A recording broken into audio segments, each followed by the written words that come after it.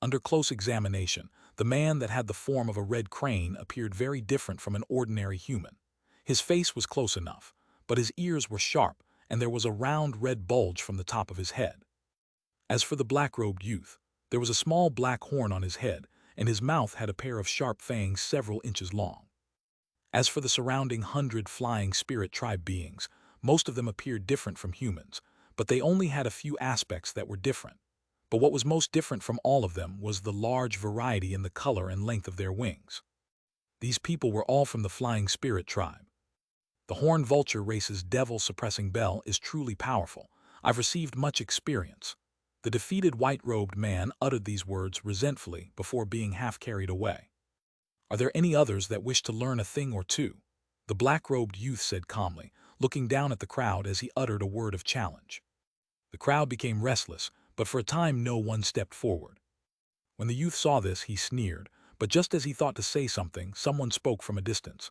Quickly look, holy disciples of the westmost branches, the Pentaluster, Tian Peng, and Kai Rong races have arrived. When the crowd heard this, they began to speak as if it were a race. Those that were curious turned around, flying a distance away. In the blink of an eye, the crowd shrank by a small half. When the black-robed youth heard this, his face slightly changed and he silently descended from the sky. Meanwhile, in an area over 50 kilometers away from the huge mountain, apart from tens of various huge birds, there was also a 60-meter-long crimson flying scorpion that was flying through to the mountain. Among the huge birds, there were several with pure white bodies with various men and women riding them. They were the Tian Peng race. Han Li was riding on top of one of the huge birds. In the Tian Peng's party, Jin Yue and the mysterious elder, she rode alongside the holy disciples. The red-bearded old man and the beautiful woman remained on guard at the holy city.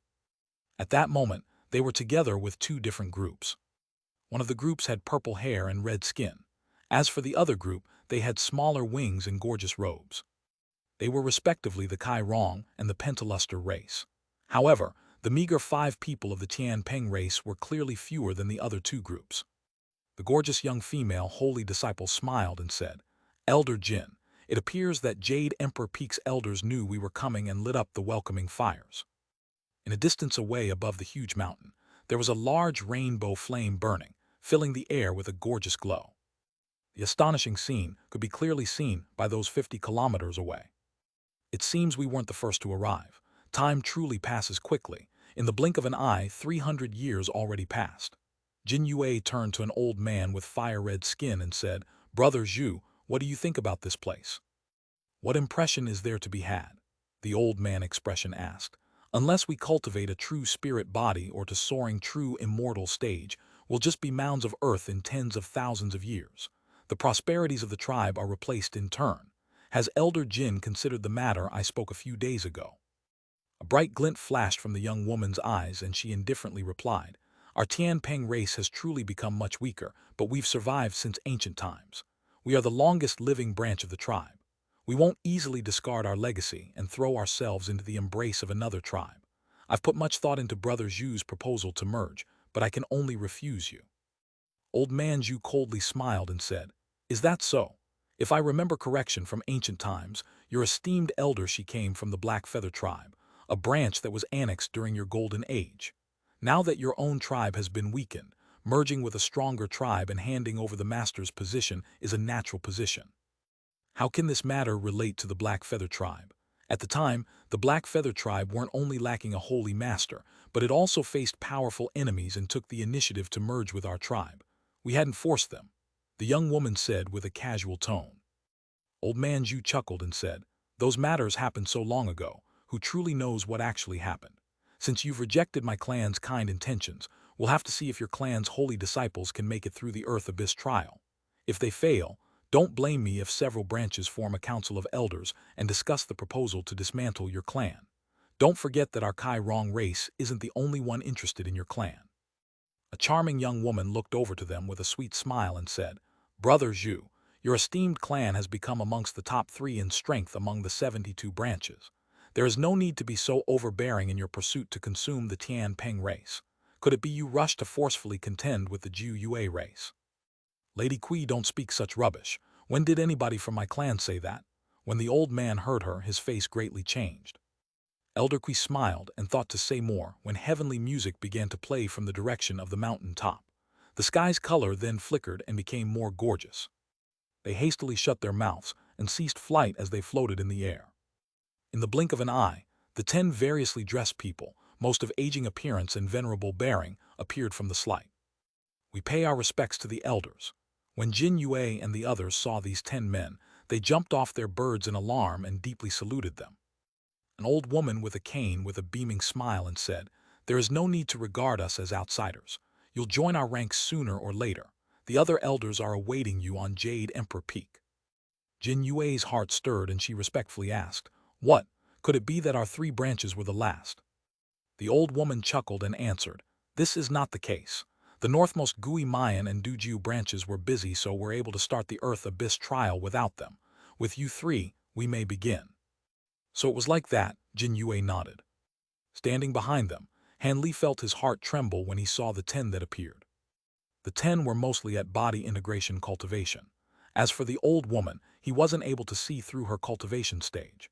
She was most likely the same as Jin Yue, a fearsome existence at body integration stage or higher. This was the so-called Joint Assembly Elders.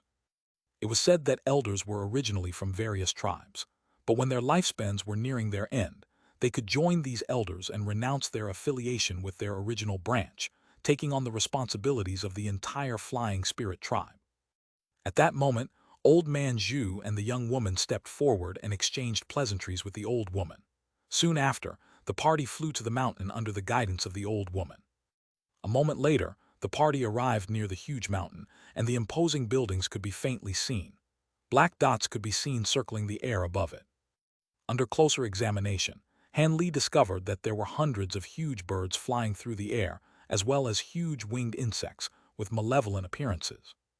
When the mountain appeared to only be a kilometer away, a muffled bang sounded. A 7-colored rainbow flew out in a curve from a long distance away towards them. Soon after, a gorgeous arched bridge appeared above them. The old woman and the others blurred, taking a step on the bridge and beckoning the others with a smile. "Let's go," Jin Yue commanded. She then stepped off the bird and quickly walked on the bridge. The other parties did the same.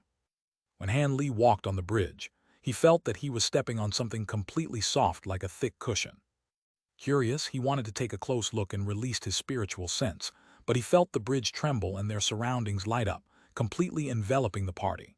With several shakes, the light brought them to the other end of the bridge. At that moment, Han Li was unable to examine the marvelous display of the bridge as he found himself in front of over 20 Flying Spirit tribe beings. They were all staring at him. Behind them, there appeared to be a jade-green hall wrapped in white fog. At the very front of this crowd were 2 people. One of them was a middle-aged man with a large nose and snow-white hair. The other had a wrinkly face and long cheeks, an old man with a black tattoo on his neck. When the old woman saw them, she smiled and she walked towards them. As for the rest of them, they joined the crowd. The tattooed old man waved his hand with a smile. "The elders have brought their holy disciples from a distance away. It must have been tiring.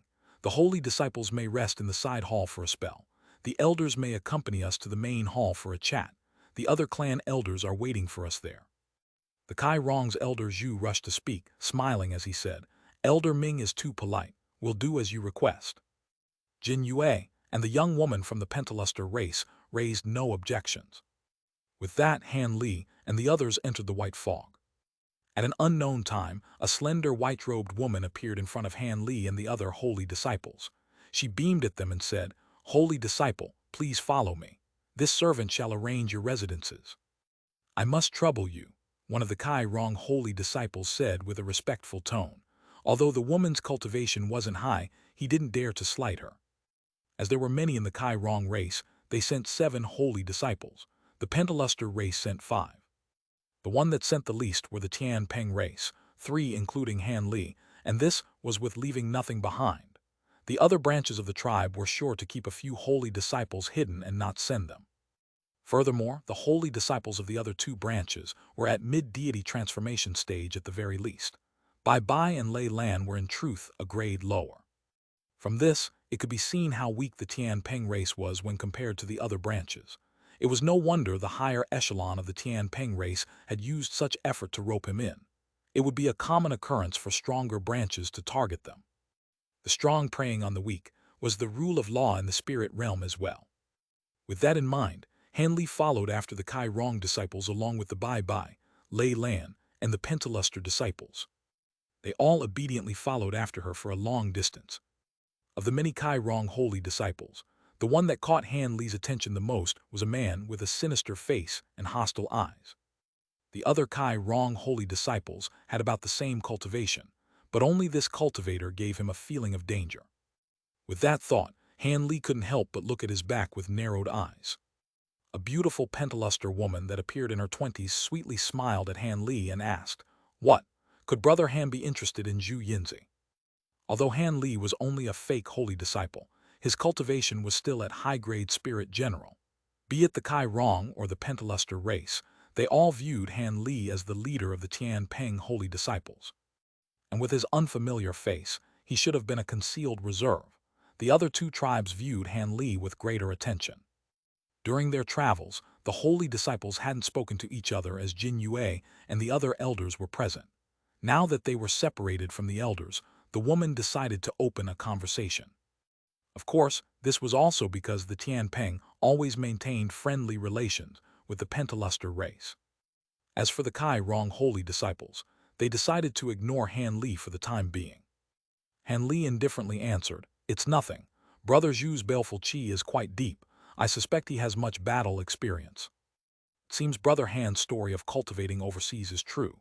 Zhu Yinzi has been resoundingly famous amongst the younger generation. He has entered the earth abyss 7 times already.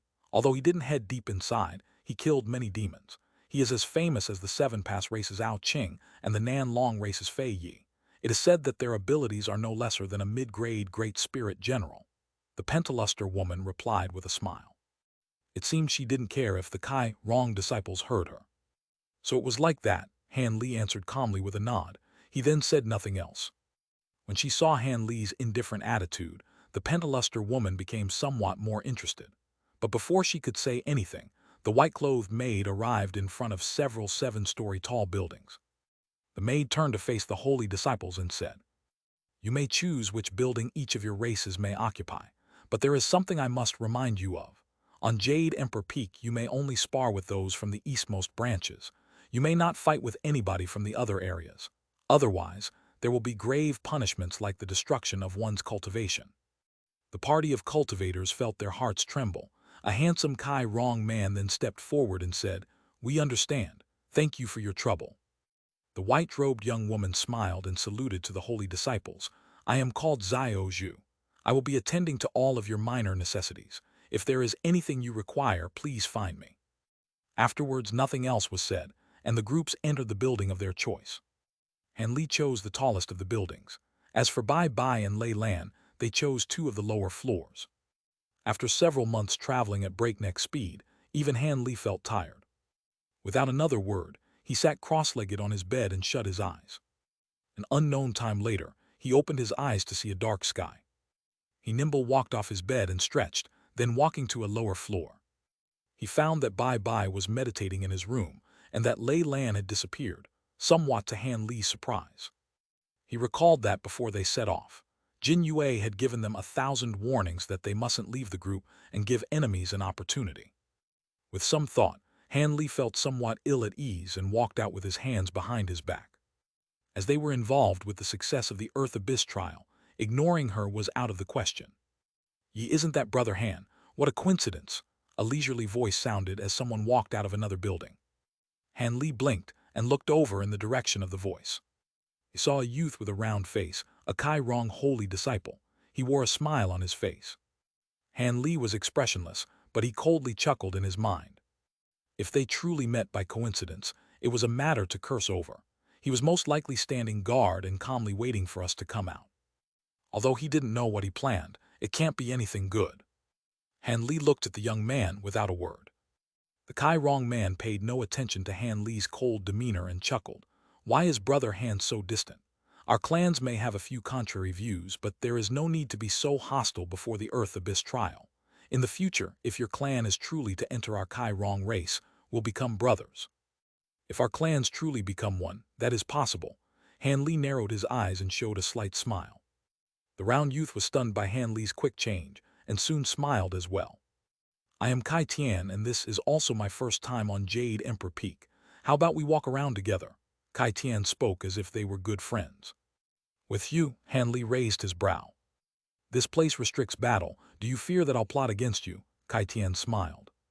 Not at all, but I have no interest in being friends with you. Han Li's expression sank.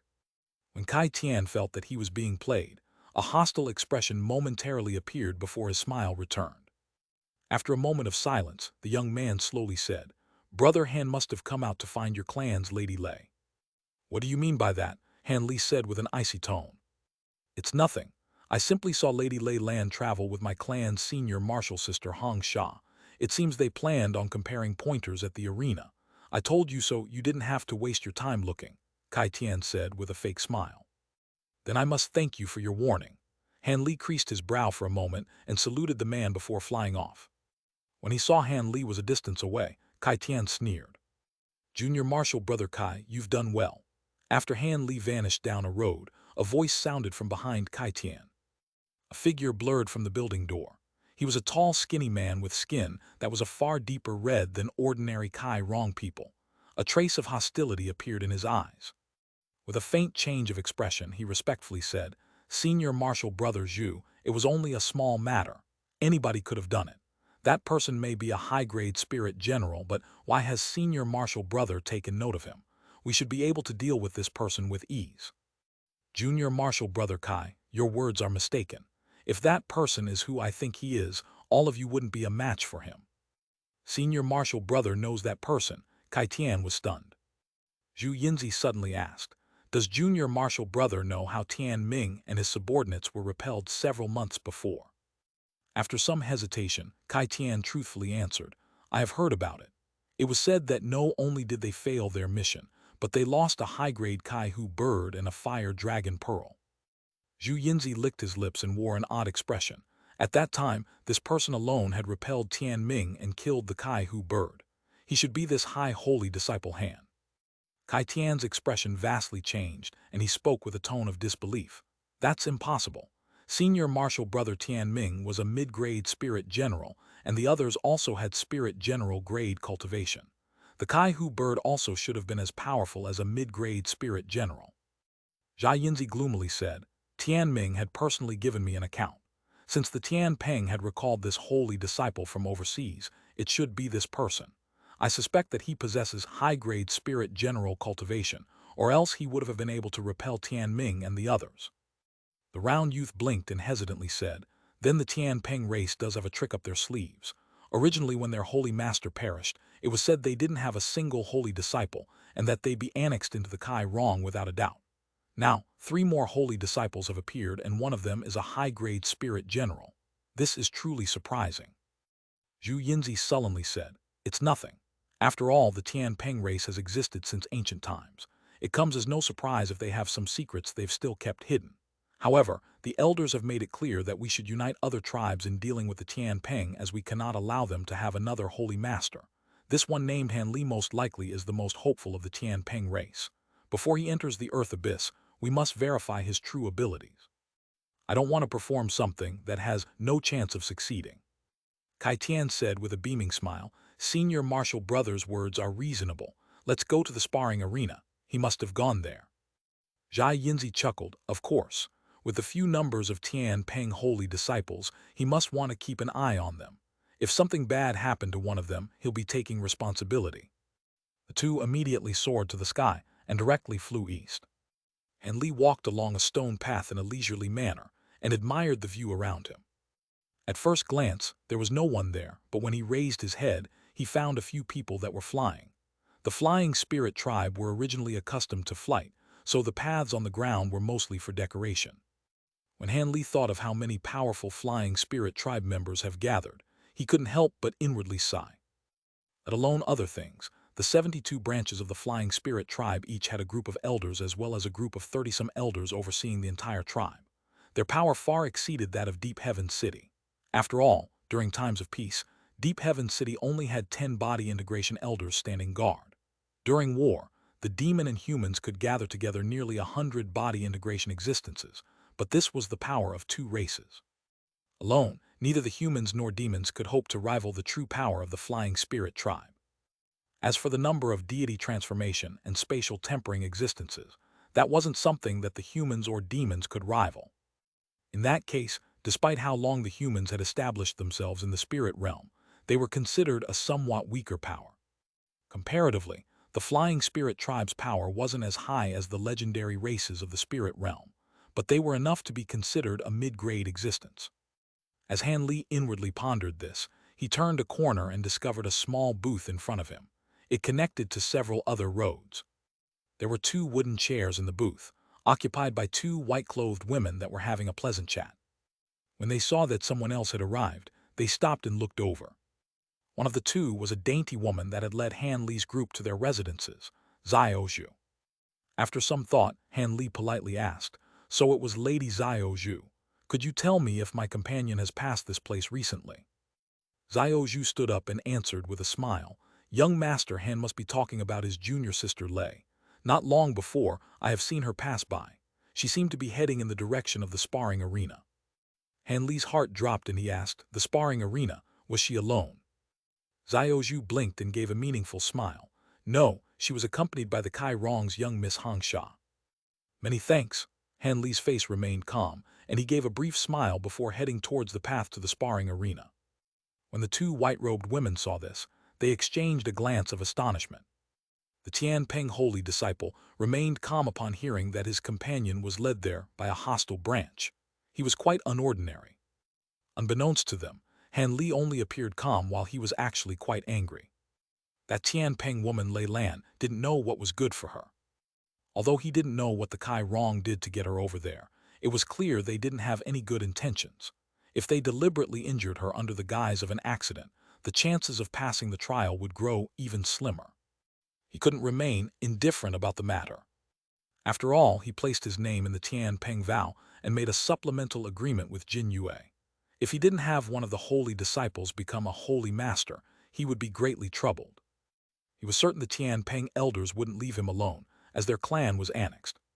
When Han Li recalled the particulars about the Earth Abyss trial, he inwardly sighed. This time, he would acquire important benefits from the Tianping race, but he was also drawn into trouble. Even if he assisted the Tianping in escaping their dilemma, he would also need to make proper plans to leave. With that in mind, Han Li stepped forward calmly and eventually arrived at the corner. Then, he flickered and blurred out of sight. The so-called sparring arena was found easily. It wasn't as far as Han Li had imagined. After making use of his quick movement abilities, it only took him the time to finish a meal before he arrived at a huge light barrier. He faintly heard the sounds of an explosion from there. His expression stirred, and he ceased his movement techniques, instead moving closer on foot. Since Kai Tian had taken the initiative to tell him Lei Lan's whereabouts, their plan should have been to challenge him. So long as he doesn't appear, the Kai Rong won't immediately make trouble. Furthermore, even if they were impatient to act, it was too late for him to do anything, so there was no point in rushing. With that in mind, Han Li's eyes flickered with blue light as he gazed into the light barrier. It appeared people were making full use of their abilities in battle. Fortunately, those that were battling didn't use any transformation abilities. One of them was controlling fire and the other breathing blue icy chi. Han Li was relieved that neither of them was Lei Lan.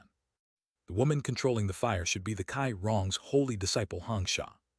Feeling somewhat baffled, Han Li suddenly sensed someone looking at him with icy eyes from a distance. As Han Li possessed sharp senses, he immediately looked back to find this person. However, Han Li only felt his heart tremble. The glance immediately disappeared and he couldn't find the person in the crowd. Han Li's expression sank and he pondered for a moment. He gave up on his search and quickly made his way to the sparring arena. But before he arrived, the raging flames and icy chi fiercely flashed, instantly deciding the outcome of the battle. The blue-winged man instantly was repeatedly pushed back by the raging flames, and he eventually conceded and dropped to the ground. Xianxia, a beauty to begin with, wore a seductive smile and said, "Junior sister Lei, I've already dealt with him. If you want the lightning star stone, I'll hand it over to you if you defeat me. I definitely won't break my promise." Many of the flying spirit tribesmen felt their minds roil when they saw her face. Han Li inwardly shouted no, but at this distance there was nothing he could do. A ball of white light flashed and floated to the sky. They had a slender figure and silver wings.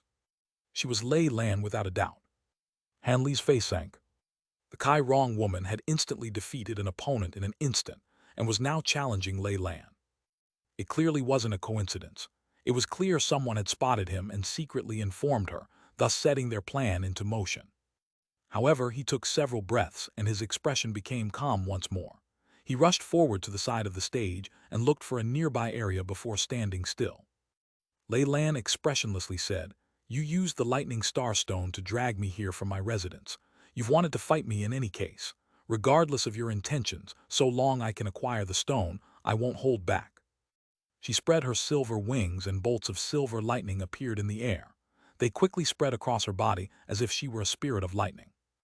Xianxia paid no mind to this and giggled, shooting a glance in Han Li's direction. "So it turns out that junior sister has some skill. I'll definitely present the lightning star stone to you." A few of the branches below knew of the resentment between the Kai Rong and Tian Peng and began to whisper to another. They planned to enjoy the drama that would ensue. Han Li stood in place with his hands behind his back, without any intent to interrupt them. Xianxia giggled, but she inwardly felt somewhat anxious. If Han Li didn't stop them, then she wouldn't be able to use the tricks she prepared. It appeared she would have to change her plans. The woman pondered for just a moment and didn't hesitate any further. She formed an incantation gesture and red light brightly glowed from her body. Bowl-sized red fireballs began to appear around her, filling the sky with red lights. The temperature in the arena massively rose and became difficult to endure. Those with lesser cultivation among the spectators were forced to take several steps back before they could endure the heat. Han Li's brow stirred when he saw this, but he remained in his original place. When Lei Lan saw this, she wordlessly spread her wings and cast a spell. Thunder rang from the air, and the lightning wrapped around her grew several times thicker. From a distance, it looked as if a huge silver python was coiled in the air before it scattered into countless silver threads in an attack. Each of the silver threads flashed, drilling holes through the fireballs. In the blink of an eye, thunder clapped to no end. Countless fireballs erupted and turned into scattered embers. The ability to control strands of lightning not only surprised Han Li, but it also turned the spectators restless. Xianxia also revealed a trace of surprise, but soon she sneered. With a shake of her sleeve, she released a red mist and had it dance around her. As the red mist brushed through the air, the embers gathered to the red mist and concentrated towards Xianxia. In the blink of an eye, a huge fire cloud appeared in the air, completely hiding Xianxia from view. The fire cloud roiled without end, and a series of waves rushed outward. But soon, it condensed back to the center into a giant 30-meter-wide fireball. The fireball turned in the air and let out a fearsome hum before flying in Lei Lan's direction. Lei Lan's face slightly changed and she raised her hand. Silver light erupted, followed by a clap of thunder. Her entire arm was wrapped in countless thin arcs of lightning. In a silver flash, they fused together. With a loud eruption, a huge arc of lightning shot out from her arm to directly meet the giant fireball. With a clap of thunder, a thick bolt of silver lightning entered the huge fireball. Just as most of the crowd believed the silver lightning penetrated the fireball, the lightning disappeared in a flash as if it were consumed. In her alarm, the fireball quickly arrived before her with astonishing momentum. After some brief hesitation, Lei Lan shot backwards and folded her wings around her. Suddenly, layers of lightning began to form around her. In the shining light, she transformed into a silver-white peng bird. Silver lightning jumped across her body, and an odd necklace appeared around her neck. A dazzling golden gourd several inches tall floated on top of it. She finally decided to use her last trump card and strike down her opponent. Letter 1d4 letter 1d4 letter 1d4 letter 1d6 5a, letter 1d6 6c, letter 1d4 letter 1d4 8f, letter 1d4 letter 1d4 90, letter 1d4 f6. When the huge fireball saw the peng bird, it immediately stopped its tracks. As a muffled explosion boomed, the fireball suddenly transformed into a scarlet firebird. The firebird was several times larger than the peng bird, but the peng showed no fear. With a clear sound, its entire body massively surged in size, rivaling that of the firebird. Afterwards, countless bolts of lightning shot out from its mouth. The firebird was fearless as well and surged its flames. It clawed at the air, releasing 10 crimson claw streaks. The huge wingspan of the birds, along with the increasing chaos of the battle, concealed nearly half of what was occurring inside the light barrier. Blood and feathers occasionally fell from the air. But an instant later, whatever fell to the ground would instantly disappear. This was expected by the crowd. After an early-grade spirit general like Lei Lan transforms, they wouldn't continue to stall the battle while at a disadvantage, but aggressively attempt to turn the tide. The lightning surrounding her entire body turned from silver-white to a faint purple, and its might greatly increased. Han Li stared at the lightning bird with his bright-eyed spirit eyes, and an odd expression appeared on his face. The others only believed that the lightning bird used a technique on itself to increase the might of its lightning. But with his spirit eyes, he could clearly see that the purple lightning wasn't something that was produced from the bird's body. It came from the small golden gourd that floated around its neck. When a spark of purple lightning from the gourd touched the bird's silver lightning, they seamlessly fused together, turning her silver lightning to a faint purple. The purple lightning sparks also seemed to have quite a background. Xianxia was caught off guard, furious at having lost control of the battle. Although she didn't know what Lei Lan did, she clearly used an extraordinary technique. Otherwise, Lei Lan wouldn't prove to be her opponent, given her cultivation. At that moment, Xianxia heard several male voices in her ear. Although their voices weren't loud, they caused her heart to tremble. She promptly discarded her last trace of hesitation and spread her wings in preparation of using her killing move. A strangely long feather shot out from the top of Firebird's head. Then in a burst of flames, the feather turned into an exact copy of the Firebird.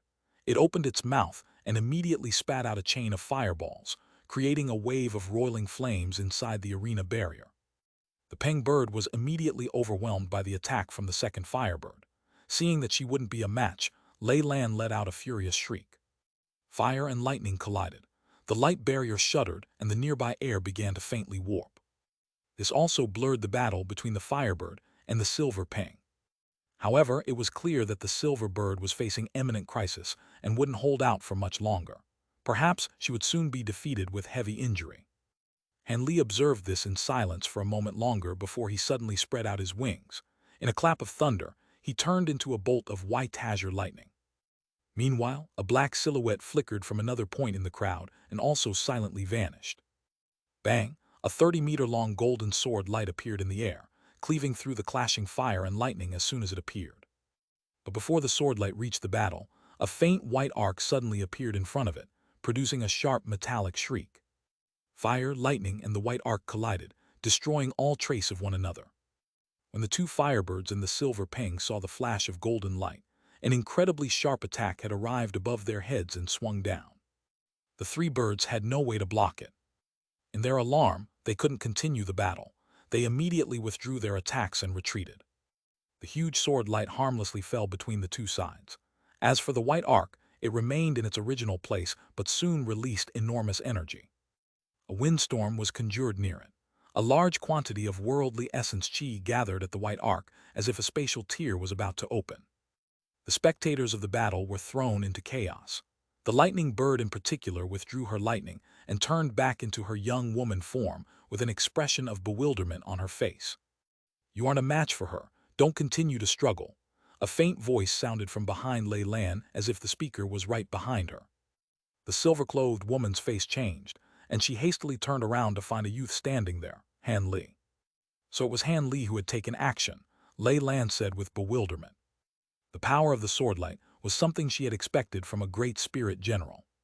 The fearsome swordlight and the white scar it produced had disappeared. The worldly essence chi turned calm as well. But at that moment, Han Li wasn't looking at Lei Lan but was staring across from her. Startled, Lei Lan followed his eyes. She discovered that Xianxia also returned to her human form and withdrew her doppelganger. She looked over at them with a mysterious smile. After Han Li separated them, a red-clothed youth with a harsh expression had appeared at her side. The youth was Zhu Yinzi, the Kai Rong holy disciple Lei Lan was most wary of. LL couldn't help but feel a chill over her heart. Zhu Yinzi smirked and said, "Brother Han, I heard that you've been cultivating overseas all this time and have only recently returned to the Tian Peng race. I'm quite curious about your abilities. Could you teach me a thing or two?" The strike Han Li had just released caused his heart to sink. From that display, he knew Han Li's abilities were quite powerful. But in order to take measure of Han Li's true power, he calmly challenged Han Li in accordance with their original plan. Zhu Yinzi's reputation far outshined the likes of Xianxia and Lei Lan. With his appearance, the spectators immediately recognized him. With news that Zhu Yinzi had challenged someone else, the crowd grew excited. It was rare to see two equals of great power face one another. The difference in fame was clear, but the other was a high-grade spirit general. The fight was likely to display things that were rarely seen. Lei Lan frowned when she heard this, but a flash of realization suddenly appeared on her face. It appeared she finally saw that the Kai Rong's objective was her senior martial brother Han standing behind her. She was only bait. "I have no interest in fighting you." Han Li smiled and spoke with a casual tone. Since you've already entered the restriction you cannot refuse. Brother Han, please take my attack." The youth raised his hand. With a red flash from his palm, it turned into a scarlet claw, revealing 5 sharp points that glistened like red gems. Han Li frowned. Without another word, the youth swiped his scarlet claw through the air. Space ripped as the 5 scarlet talons shot forward. They instantly vanished after a flash of red light. Han Li's expression stirred, suddenly raising his arm, spreading out his pitch-black fingers in front of him. Suddenly, the air 30 meters in front of him violently shook where 5 claw streaks appeared and blurred towards him. Han Li's expression faintly changed when he saw the scarlet streaks appear. They were originally only a foot long, but when they reappeared, they were 3 meters long. The attacks were continually absorbing nearby spiritual chi and surging in size. But before the streaks grew close, Han Li already sensed an astonishing spiritual pressure directly approaching him. If his cultivation was weaker, the claw streaks would have froze his body and mind, preventing him from reacting as the streaks overwhelmed him. As Han Li felt completely aghast, his pitch-black fingers suddenly flashed with light, producing a small black mountain in the air. In a flash, it immediately turned 30 meters large. Han Li was now securely protected with the black mountain in front of him. Red light flashed, followed by successive muffled bangs. A burning heat drifted towards Han Li, causing him to feel slight burns, but the mountain remained floating in the air, completely unharmed. Zhu Yinzi was shocked by this result. Han Li's spiritual sense quickly brushed past the essence-effused mountain, and his face sunk. Bang! He slapped his palm on top of the small mountain. The mountain promptly spun in the air, now pointing the side that was struck in Han Li's direction. On the mountain's black surface, there were partially melted 5-inch-deep claw marks. Han Li coldly snorted and pressed his black hand on the mountain. Black light roamed across the mountain for a spell, mending all the damage that it had incurred. "Since Brother Zhu wants a lesson, I'll have to provide instruction." With that said, he blurred, appearing at the side of the mountain. He flapped his wings, revealing an azure peng phantom from his back. Meanwhile, a chain of booms sounded as 4 azure tornadoes soared to the sky around him, filling the air with their screams.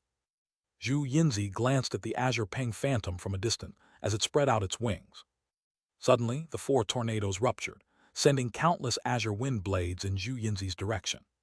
For a time, only glaring azure light and tearing winds could be observed from the light barrier. When Zhu Yinzi saw the ferocious might of Han Li's attack, his expression froze. However, his fame was well earned. He took a deep breath and his wings swelled several times in size before he wildly fanned them. Red light brilliantly flashed, and dense blooms of flame began to spread all around. With his hands forming an incantation gesture, Zhu Yinzi formed countless scarlet flame arrows and released them. The barrage's momentum was no lesser than Han Li's wind blades. In an instant, the air was divided into 2, with one half filled with azure streaks and faint azure blades, and the other filled with sparkling red light and rolling flames. A thin line formed where the attacks met. As azure and red light intertwined, countless explosions boomed. For a time, the 2 sides found themselves in deadlock. Han Li remained expressionless, but his incantation gestures changed, and the sound of thunder faintly sounded from his sleeve. With 2 claps, 2 bowl-thick bolts of golden lightning shot out of his sleeve, fusing in midair to form a dense golden lightning worm. Under Han Li's mental control, the lightning worm waved its head and tail, flashing 100 meters forward right in front of Zhu Yinzi. As rolls of thunder sounded out from it, it pounced at him. The lightning worm's incredible speed frightened even Zhu Yinzi. Without another thought, Zhu Yinzi spat out a scarlet ball gleaming with light. Boom! The ball and the flood dragon collided, resulting in a blinding light. Soon after, the spiritual chi roiled and turned into a 10-meter-wide fire tornado that soared to the sky. The tornado was mixed with sparks of golden lightning, and thunder repeatedly clapped from it. A burning wind spread out in every direction. Under the pressure, Zhu Yinzi unconsciously took several steps back and turned to look in Han Li's direction. Startled, his face vastly changed. Han Li was no longer standing in his original place. Rather, he brought Lei Lan near the ground at the edge of the light barrier as if they were about to leave. In his fury, Zhu Yinzi raised his arm and pointed at him.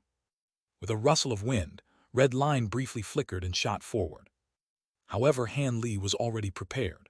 With a raised brow, he pointed back. Red light flashed and a similar red line was launched. It was a fire spirit thread. A crackle sounded. The two lines flashed in midair, accurately striking one another. As a result, Han Li's fire thread was repelled with slight damage, while Zhu Yinzi's line was disappeared entirely. A short moment later, Han Li and Lei Lan flickered, reappearing outside of the arena barrier.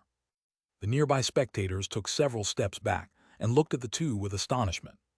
Seeing he could do nothing to prevent Han Li from leaving, he raised his voice and harshly shouted, "Brother Han, you fled without fighting. Do you not fear tarnishing your clan's reputation?"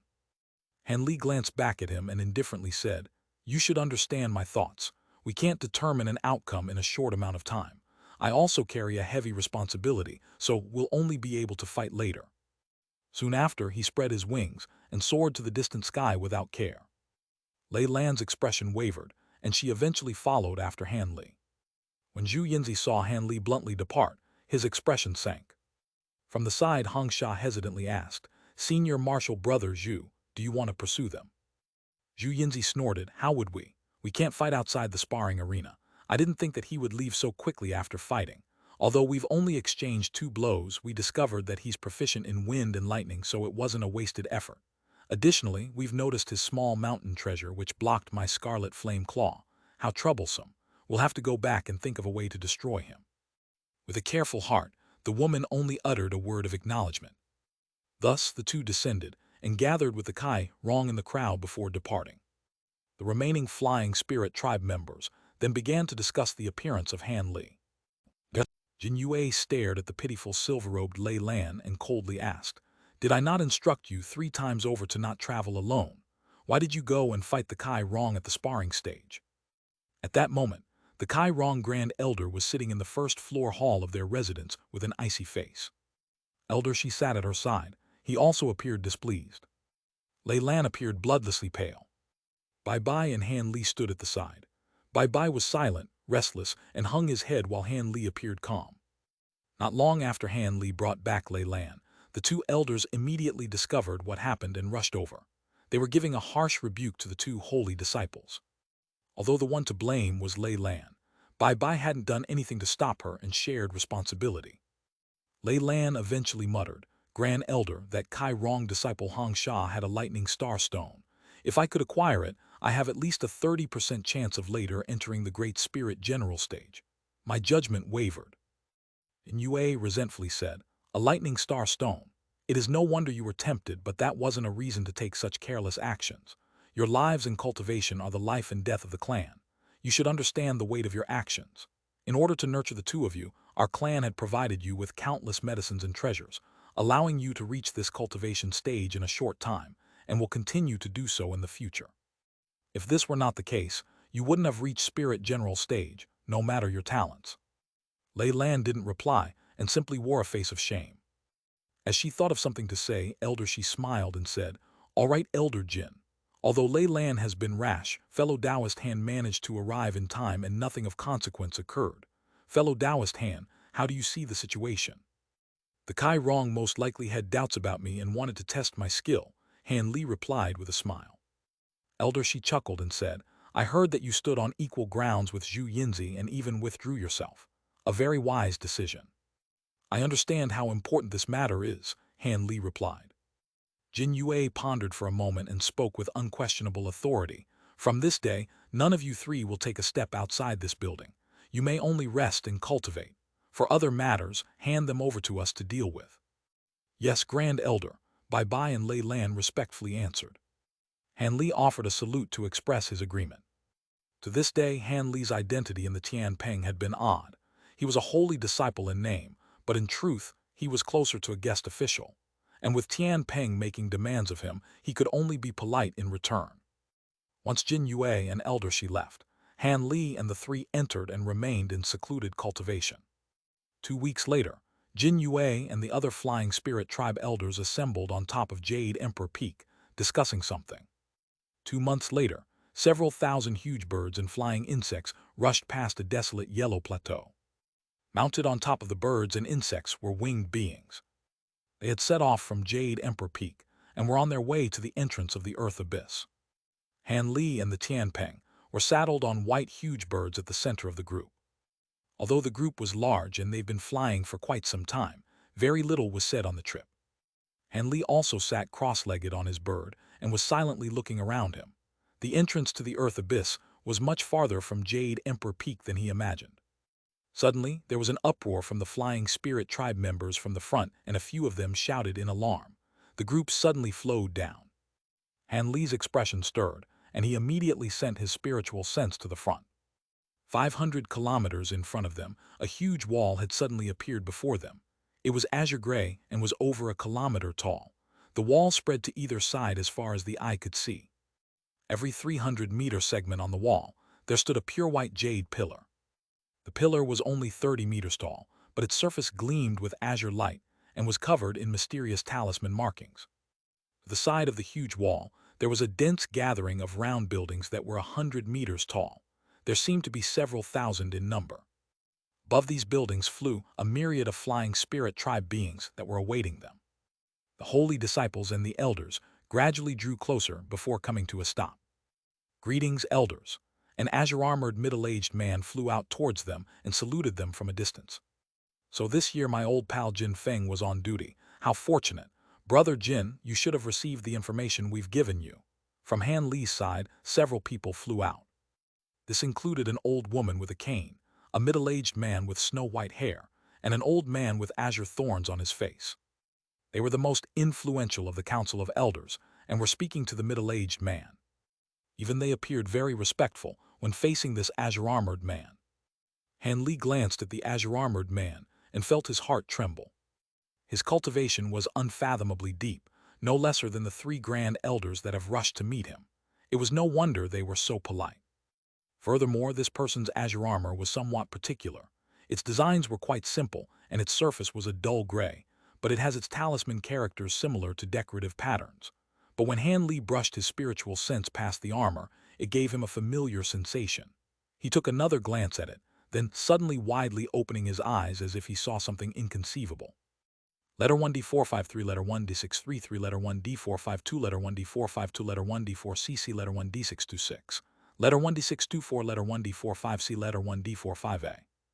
If he was correct, the so-called azure armor should have been something condensed from extremely concentrated baleful qi. This explained why the aura gave him a familiar feeling. Despite the amount of baleful qi on his body, he appeared well and was able to use it to create armor. This ability was truly outrageous. In his alarm, he looked around and noticed others that were wearing azure armor among the Flying Spirit Tribe. Each of them wore armor of varying colors. Blue light flashed from Han Li's eyes, and he narrowed his sight. Their armor was also formed from baleful qi, but because of their weaker cultivation or lacking baleful qi, their armor appeared vague as if they weren't as condensed. When Han Li saw the different armors formed by baleful qi, he was deeply shocked and began to ponder about them. At that moment, the azure-armored man looked at the crowd behind the 3 grand elders and wore a smile. "How could I forget about our tribe's 300-year trial? However, the demons in the closest Earth Abyss are agitated. If you wait another 2 years, I wouldn't agree with having the trial." The old man chuckled. "That is why we moved the date of the trial earlier when we heard your news. There shouldn't be a problem starting now, right?" The azure-armored man indifferently answered, "No. Although the dark qi is more dangerous than usual, an official eruption will take a year at least. However, the dark demons underground will not stay in the nest levels, so I can't guarantee that the demons on the first 3 layers will be spirit general grade. The chances of encountering high-grade Earth Abyss demons will be much higher, but those at Demon King level won't likely appear. As the dangerous ones, if you find them to be too harmful, don't blame me for not warning you. So long as no Demon King grade existences appear, the trial will go on," the white-haired man said with a firm voice. The old woman frowned and slowly said, I have no objections. If we miss this opportunity, we won't be able to conduct the trial for at least another 100 years. Many of our branches cannot wait that long. The tattooed old man muttered to himself for a moment and nodded with a sigh. The azure-armored man chuckled at their approval and raised his hand to the air. A fist-sized azure light ball shot out. In a flash, it strangely appeared a kilometer in the air. Following the explosion of the light ball, a huge world-shaking boom shook the air, and a halo of azure light rushed out from the result. Soon after, a 10-meter-wide azure sun rose to the sky, shining with a blinding light. The armored flying spirit tribe beings behind the azure-armored man immediately separated into two lines, forming a path in the air. Their cultivation all differed, but their silent and disciplined movement produced a formless pressure. When the others saw this, the various elders were better off, showing only a brief change in expression, but Han Li and the other holy disciples became restless with most wearing expressions of astonishment. The three elders in front then waved their arms behind them before moving forward together. Suddenly, the entire group went ahead and slowly passed through the armored soldiers in the air. Mounted on top of a huge bird, he narrowed his eyes as he looked at the armored soldiers to either side. He found that most of them wore cold, indifferent faces apart from occasionally looking at them with curious eyes. There were also those that were younger and possessed lesser cultivation. The lowest cultivation among them was at core formation level. And there were many from higher cultivation levels, many of which included those at Great Spirit General stage. Han Li felt apprehension. The Earth Abyss guards that are stationed here were about the same as the guards of Deep Heaven City. However, their numbers were far less than the Deep Heaven guards, but their elites were at a level far beyond those from Deep Heaven City, and considering the people stationed here often fight the demons that emerge from the Earth Abyss, they have richer combat experience than other flying spirit tribe members. From the buildings constructed here, it also appears that Earth Abyss guards live here as well. As Han Li's thoughts churned in his mind, the group of holy disciples and elders arrived in front of the span of buildings. The group of elders separated and started guiding the disciples to nearby residences to rest. The trial would soon begin on the morning of the next day. The Tianpeng also entered one of the residences. Jin Yue, an elder, she guarded the first floor while the holy disciples were each given their own floor so they could rest without disturbance. Han Li frowned. Although he was happy there was a night of rest, Jin Yue, an elder, she had ordered them to remain inside and stay on different floors. It would interrupt his earlier plans.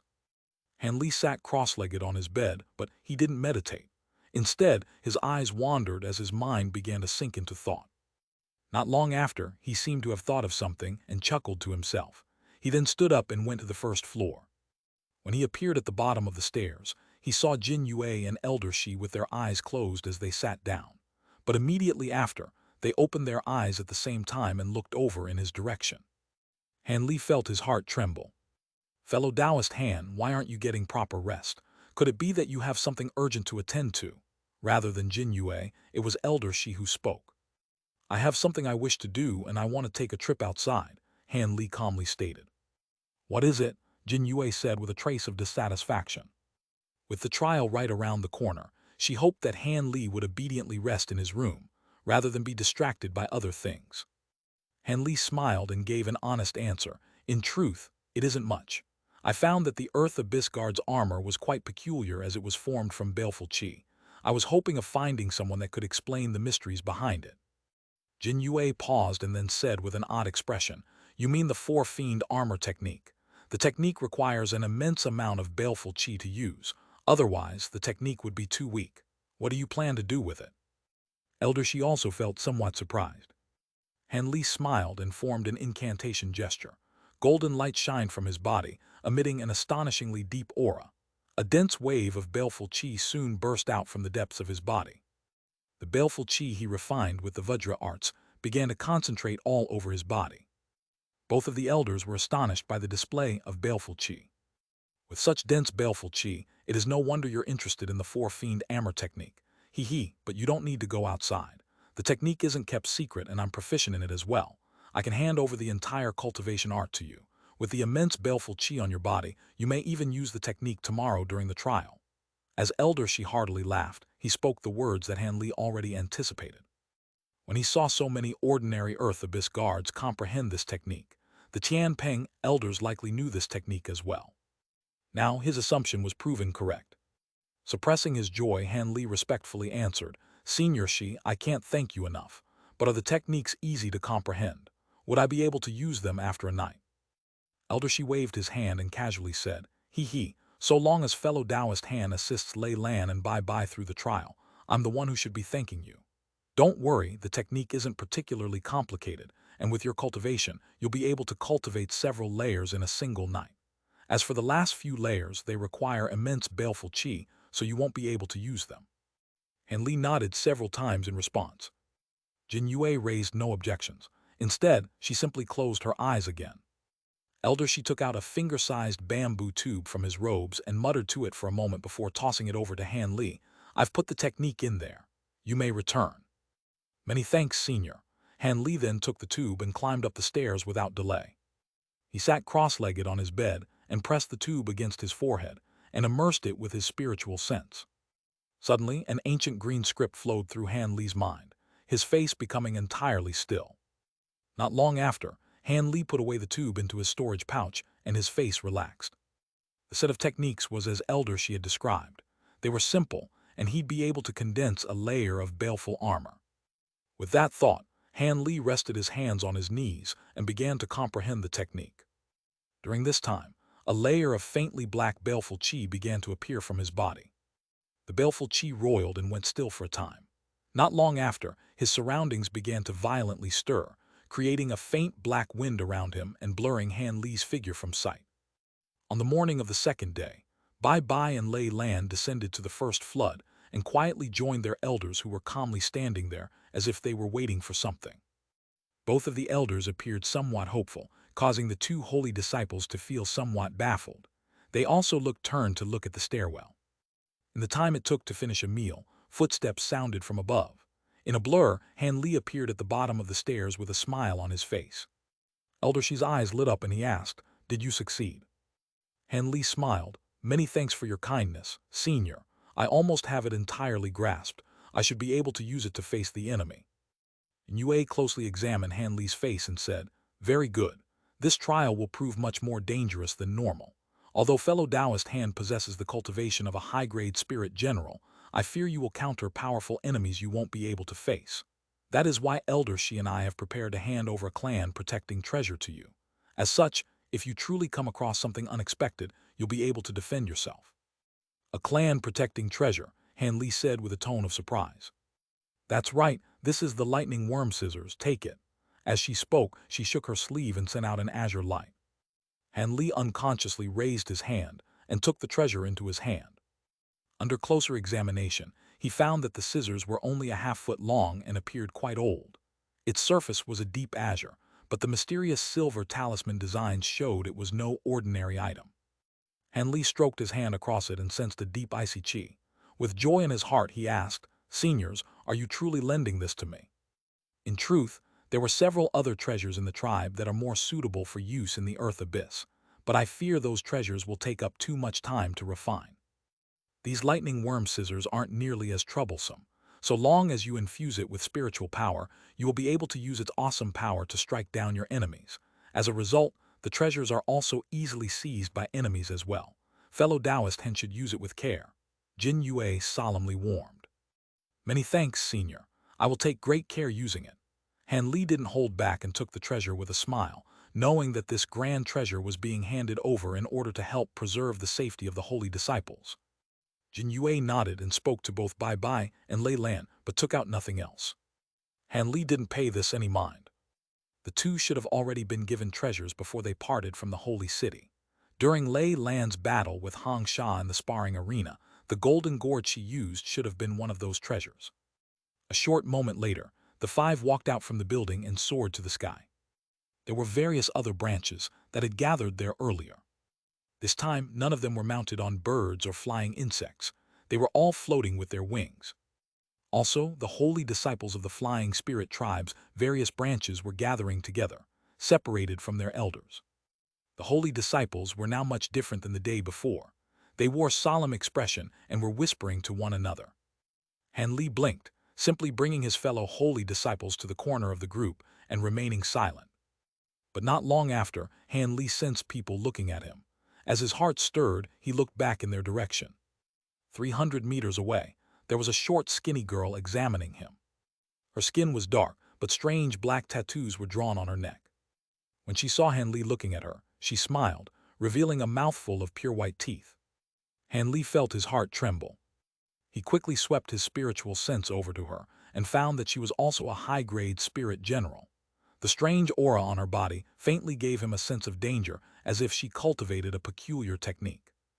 Han Li showed none of this on his face, instead merely moving his lips. Standing at the side, Bai with his eyes shut suddenly heard Han Li's voice transmission. He opened his eyes in a start and glanced at the skinny short girl. His face greatly changed, and he hastily lowered his head. With a voice of awe, Bai replied in a voice transmission, "Brother Han, that is the seven-pass race's Ao Qing. She is even more famous than Zhu Yinzi and is one of the most capable disciples of our generation. However, she is incredibly ruthless and her temperament is odd. She'll take the lives of others without provocation. Brother Han had best avoid her attention." Han Li frowned. Just as he thought why that woman was examining him, he suddenly sensed a gloomy look aimed at him. This time, he felt genuine hostility. Han Li's expression sank, and he looked to the side. At another corner of the crowd, he saw Zhu Yinzi and the other Kai Rong disciples look at them with hostile expressions. Han Li coldly returned a glance and expressionlessly looked away. Given the Kai Rong's attitude to the Tian Peng, they were certain to be up to no good. Han Li felt ill at ease over the matter. Because Han Li and company had come somewhat later, they didn't have to wait for much longer. An hour later, the three grand elders from the council and the azure-armored man appeared in front of the crowd. The entire group then began to move forward and arrived at a small mountain in front of a huge wall. For some unknown reason, the wall was completely barren. There weren't any patrols or watches above the wall. The azure-armored man then walked in front of the elders and spoke a few words, pointing at the wall. A huge rumbling sounded and the wall stirred. In a flicker of rainbow light flashed, a faint silver spell formation appeared. When the azure-armored man saw this, he immediately opened his mouth and spat a purple wooden badge. The badge brightly lit up and released a purple beam of light. It flickered several times before striking the heart of the formation. Suddenly, the silver spell formation roiled and beaming light roamed. The formation suddenly vanished, but a huge silver gate appeared underneath the wall. The door was 100 meters tall, gleaming with an icy light. From appearance and weight, it appeared to be formed from pure silver. The azure-armored man wordlessly put away the wooden badge and swept his sleeve to the huge door in the distance. Suddenly, a purple light mist swept out and struck the huge gate. A huge gong sounded as the silver gate slowly opened. A gray demonic wind immediately blew out from the gate. As it passed, the holy disciples shuddered, feeling as if knives were being pressed against their skin. It was a truly odd sensation. When Han Li felt how odd the wind was, blue light shined from his eyes. The huge gate opened. Without any hesitation, the holy disciples began to walk through the gate. When Han Li saw what was behind it, he felt his blood run cold. As far as the eye could see, there was only black land, completely lacking light and even a single blade of grass. Be it stone or sand, it was only black as well. The sky was covered in a gray mist that appeared quite dense. It was impossible to see through from below and seemed to have no end. There were cracks in between the mist and the earth about 100 meters tall, but one could hear winds harshly whistled without end, as if the cracks would consume everything. Everyone that heard this couldn't help but feel a chill. So this is the Earth Abyss Gate. It looks dangerous as expected, Han Li muttered to himself. The old woman with a cane then said, "All right, we've arrived. Apart from holy disciples, no one else will take a step forward. The Earth Abyss Gate is a myriad kilometers outside the mist." Although her voice wasn't loud, everyone could clearly hear it. Those that were restless immediately calmed down. The white-haired man chuckled. "Since we're here, you all must be anxious. Let's begin making the details clear." The old woman glanced at the white-haired man and calmly said, "The Council of Elders would like to inform you that the demons marked for this trial will be different from the past few. If you bring back an abyss flame fruit, you will have passed. This spirit fruit is different from the others in that it is found in the areas that are darkest and filled with filthy qi. The fruit needs to be about 500 years of maturation, and each tree only bears one fruit. Darkness on the first level won't be enough for the fruit to grow. Of course, if you're lucky, you could find it there. On the second floor, they may grow there in a small number, but we don't guarantee anything. The third floor is where it is guaranteed that the fruit will grow and in great numbers as well. Act in accordance with your judgment. You have 3 months. After those months, the gate will open again to receive you, regardless if you've succeeded. I hoped you listened well. The old woman's voice was powerful. Knowing the odds of survival through the trial, Han Li listened to each and every one of her words carefully. The tattooed old man sullenly commanded, "Since we've told you the details of the trial, you may set off. In 3 months, I hope I will see most of you again. As for the others, you will turn back. The devil's sealing gate will close again."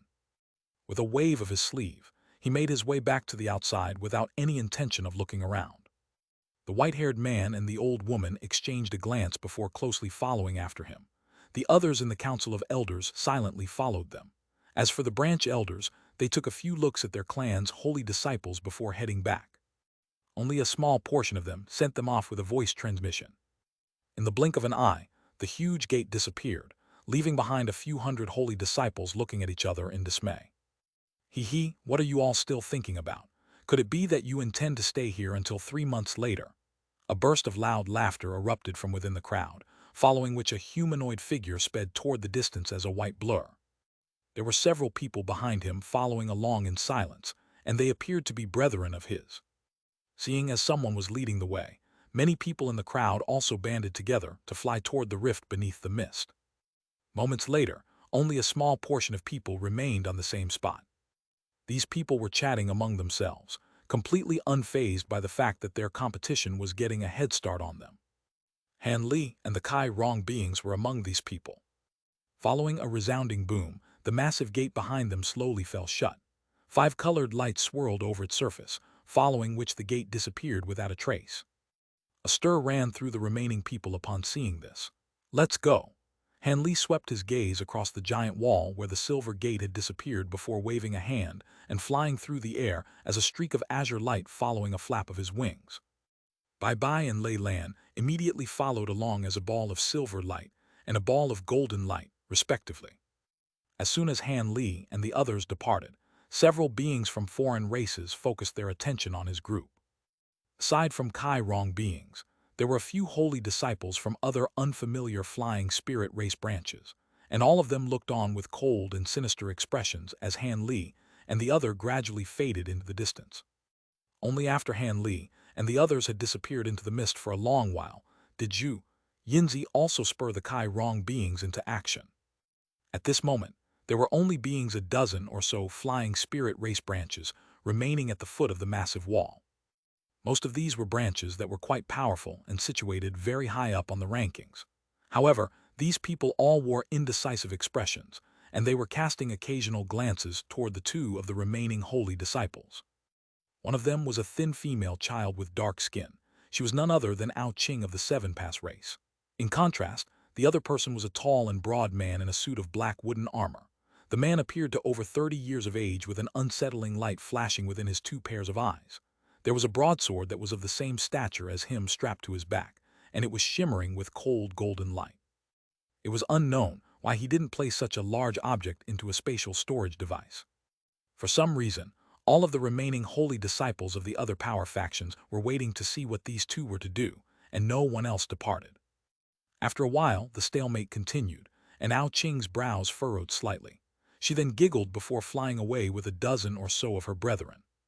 A cold light flashed through the eyes of the 4-eyed man upon seeing this, and he strode forward, covering a distance of several tens of feet with a single step, pursuing Ao Qing as he also departed.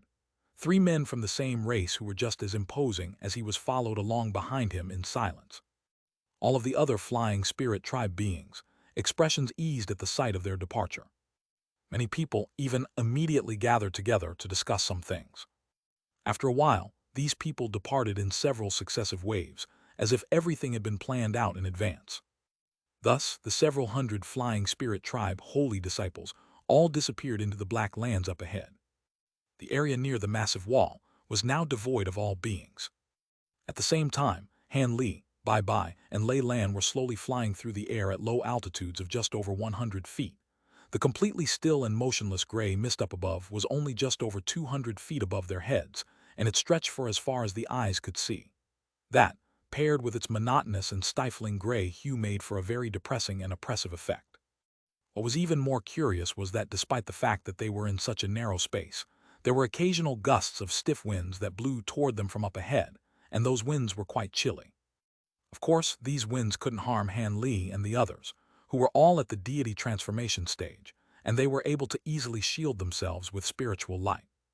Even though many holy disciples had set off before them, most people didn't take the same path.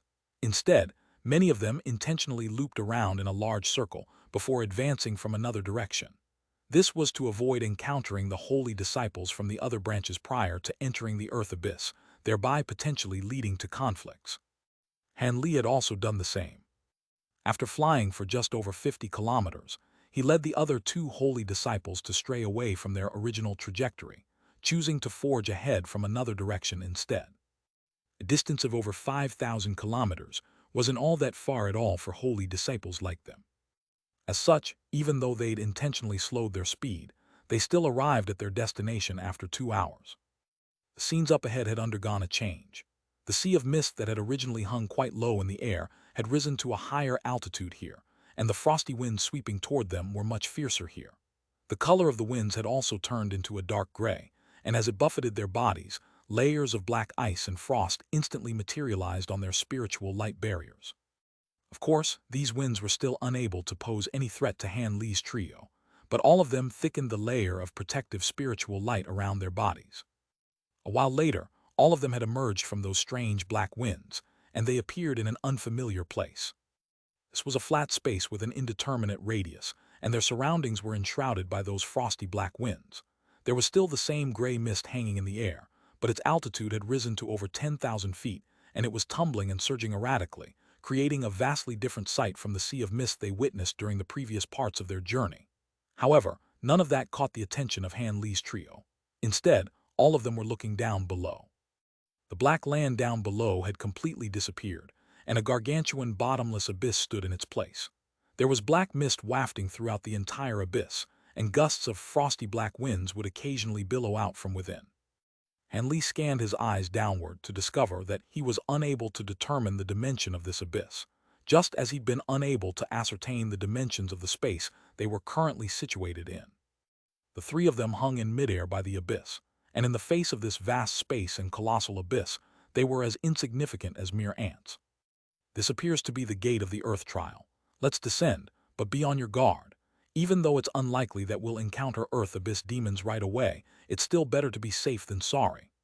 After appraising the abyss for a short while, Han Li issued a calm instruction for flapping his wings and plunging into the abyss, disappearing into the black mist following a few flashes. Bai and Lei Lan immediately followed suit.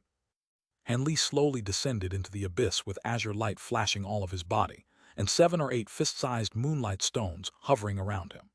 These stones were radiating white light that illuminated everything within an area of over 300 feet. Looking around at the tumbling mist nearby, Han Li heaved a faint internal sigh. The mist hadn't been very dense when he had first descended into the abyss, and he was able to clearly survey his surroundings even without using his spirit eyes. However, after descending for tens of thousands of feet, the mist immediately became several times denser. With Bai and Lei Lan following close behind him, he naturally wasn't going to use his spirit eyes unless the situation absolutely demanded its usage, so he summoned these moonlight stones instead. As such, he was able to see his surroundings with relative clarity. However, it was just as he'd expected.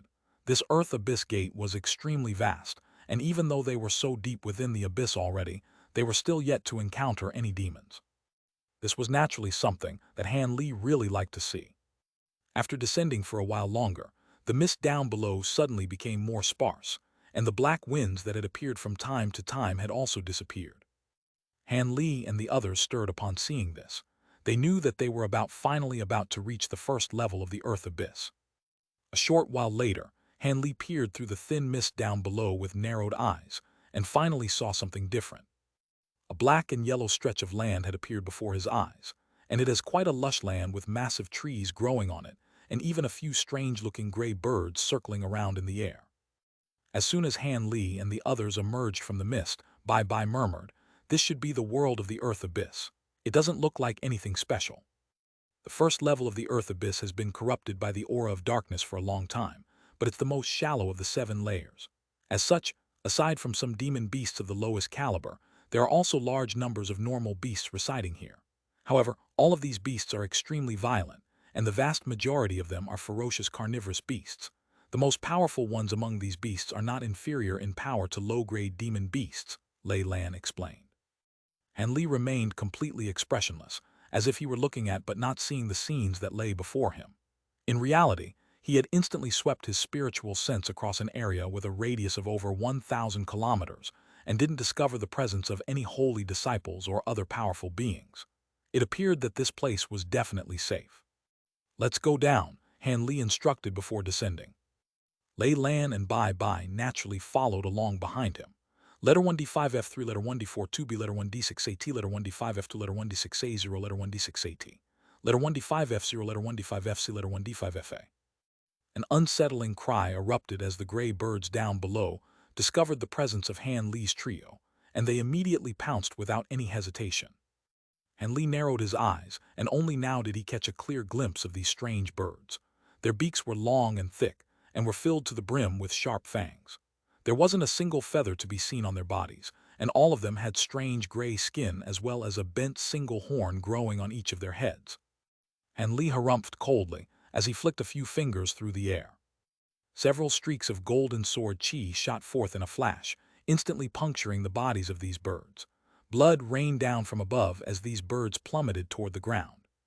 However, before their carcasses had even fallen into the forest, a few thunderous roars erupted, following which the ground below began to tremor violently. It appeared that there were many massive beasts fighting over something. A hint of surprise flashed through Han Li's eyes as he cast his gaze toward the source of the commotion. He then descended to an altitude of just over 1,000 feet and flew toward a direction that he'd decided on in advance. According to the holy disciples who'd participated in these trials in the past, there are many entrances from the first to the second level. However, there are only a dozen or so entrances among those that are relatively safe. It's almost impossible to find infernal flame fruits on the first level, so let's head straight to the second level. The entrance that I've chosen is one that's quite secluded.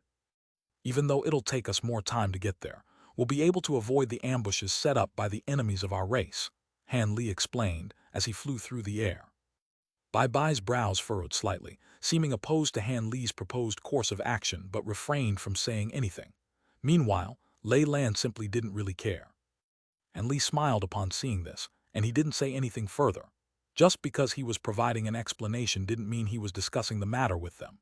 Seeing as the Tian Peng race had asked him to protect these two holy disciples and ensure their success in this trial, then he naturally had to lead the way. The two holy disciples, cultivation bases, were far inferior to his, so he wasn't afraid that they'd go against orders. Thus, the three of them flew wordlessly at a low altitude, heading straight for the entrance to the second level. It was said that the Earth Abyss had 7 levels, and each successive level was far more vast than the previous one.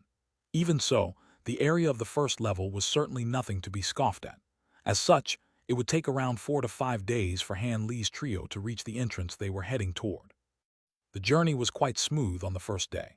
They flew over a dense forest the entire time and occasionally encountered a few groups of suicidal beasts, but no mishaps occurred. However, on the morning of the second day, all three of them were suddenly struck by the feeling that their surroundings had darkened significantly. Han Li looked up with a surprised expression to find that the gray mist in the air above, which had been emanating faint light, had disappeared. It had been replaced by a vast expanse of black rocks that were situated in the air at altitudes of over 10,000 feet, and there were stalactites hanging from them. There were even some lush patches of moss and vines growing along the surface of these rocks. They'd flown out of the area encompassed by the gate of the Earth Abyss and finally officially arrived in the first level of the underground world. Thankfully, the trees here all glowed with a faint light, perhaps due to the fact that they'd been growing in darkness for long periods of time, and there were unknown minerals on the ground that were also shimmering faintly. As such, their surroundings weren't entirely pitch black, and they could still see many things even from a distance. It was just that the feeling in the air had completely changed, and that surroundings seemed to have become more sinister and menacing. Furthermore, the occasional clouds of black mist and gusts of frosty winds that swept toward them further contributed to this harrowing sensation. However, what was especially worthy of note was that not long after they'd flown into this dark area, Han Li felt his spiritual sense being restricted, and he could only release it out of his body for several hundred feet. He had mastered the Great Development technique, so his spiritual sense was far superior to cultivators of the same cultivation base. As such, Bai Bai and Lei Lan were most likely only able to release their spiritual sense for several tens of feet at most. With that in mind, Han Li cast his spiritual sense behind him, and sure enough, both of the holy disciples were wearing grim expressions on their faces.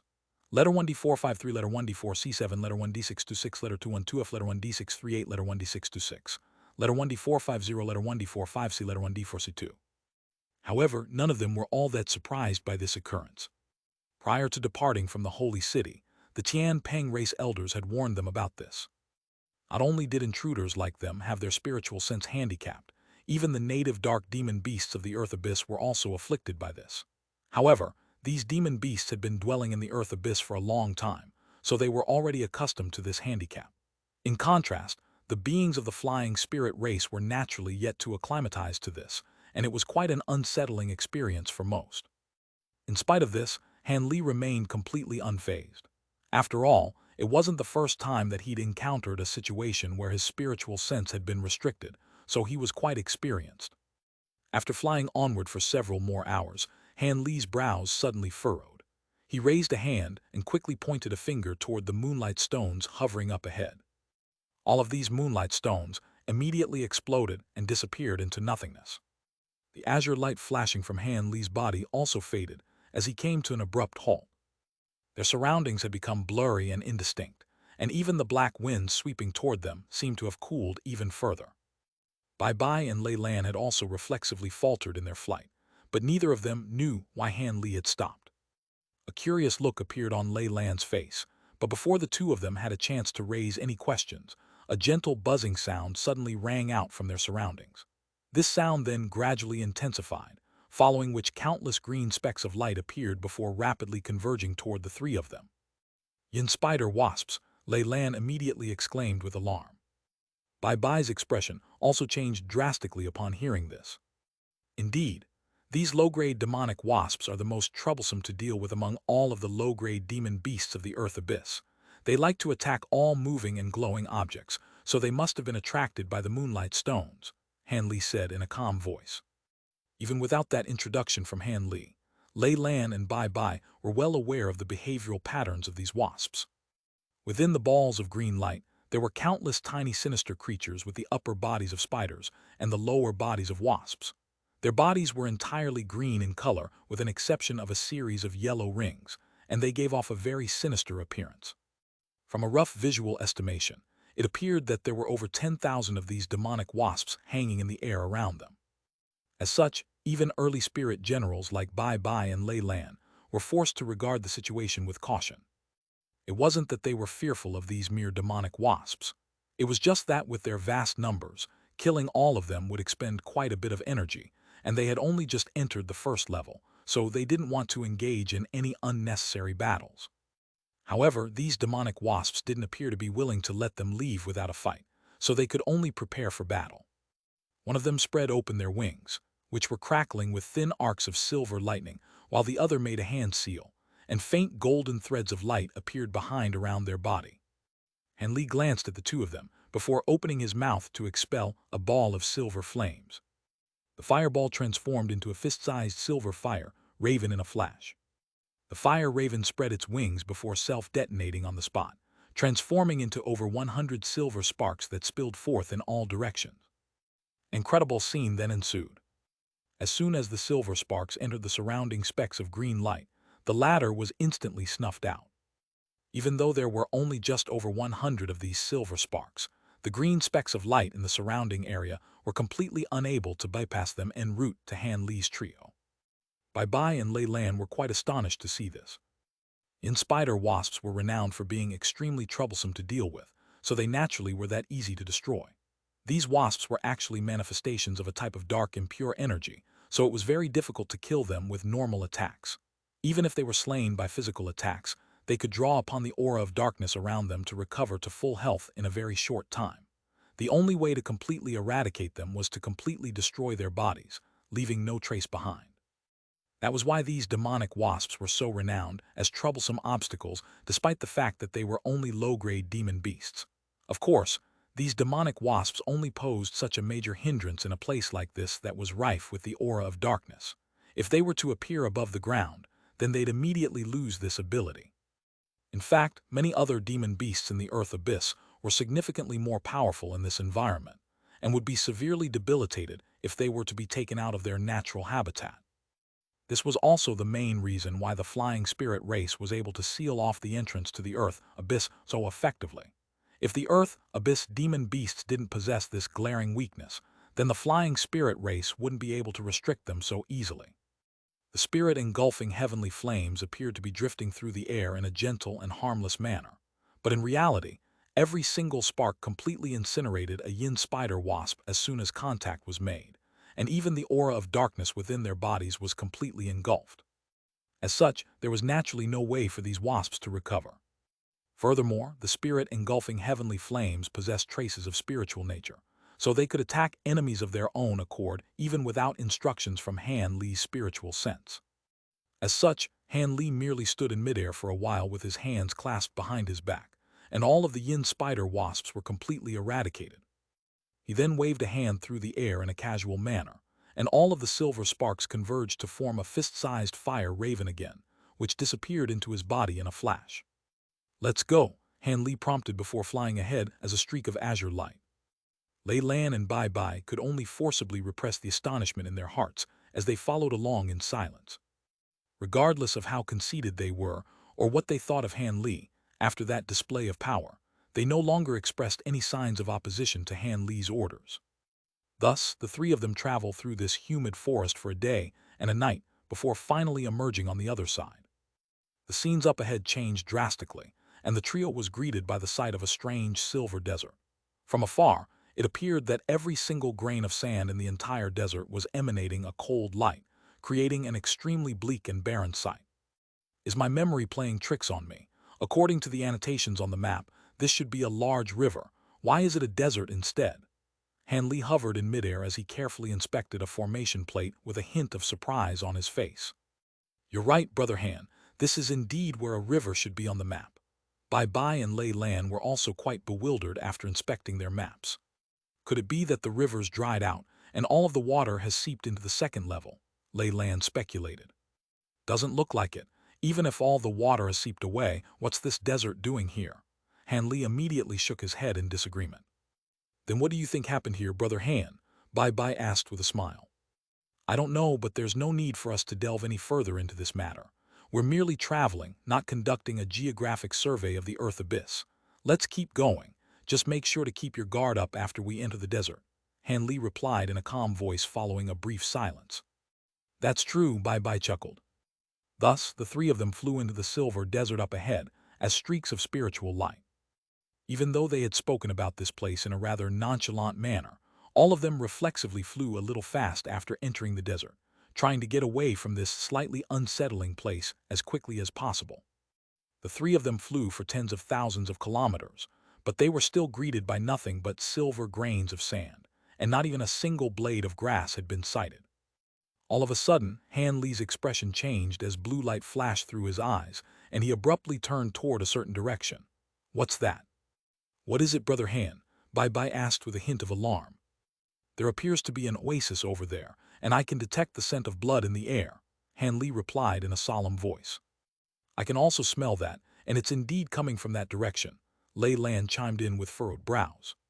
"Could it have been left behind by some Earth Abyss beasts?" Bai Bai speculated in a hesitant voice. "That doesn't seem to be the case. The world's origin chi over there is clearly a little chaotic, which suggests that some kind of ability had been unleashed there. We should go and have a look," Lei Lan suggested. "Sure." Bai Bai was rather unwilling to comply with Lei Lan's suggestion, but didn't offer any objections seeing as Han Li hadn't turned down this proposal. Thus, the three of them changed directions and headed straight toward the place where the scent of blood was emanating from. After flying for close to 10 kilometers, a smudge of green appeared up ahead, and there really was an oasis there that was around half a kilometer in size.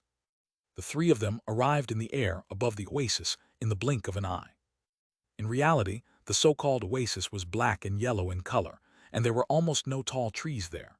Most of the plants growing on the oasis were a few short bushes and unknown weeds. There was a pond that was over 100 feet in size situated at the center of the oasis, but the water within the pond was crimson in color. The bodies of a dozen or so black abyss beasts of different sizes littered the ground beside the pond, and they had all been punctured by a series of stone spikes. The blood within these carcasses was flowing relentlessly into the pond, and the entire oasis was filled with the nauseating scent of blood and gore. Why would these beasts have appeared in the desert? They should be inhabiting the forest that we just passed through, Lei Lan mused with a surprised expression. They've only been recently slain, otherwise their blood would have coagulated, Bai analyzed after some close inspection. Meanwhile, Han Li appraised the situation before suddenly flying in circles around the oasis.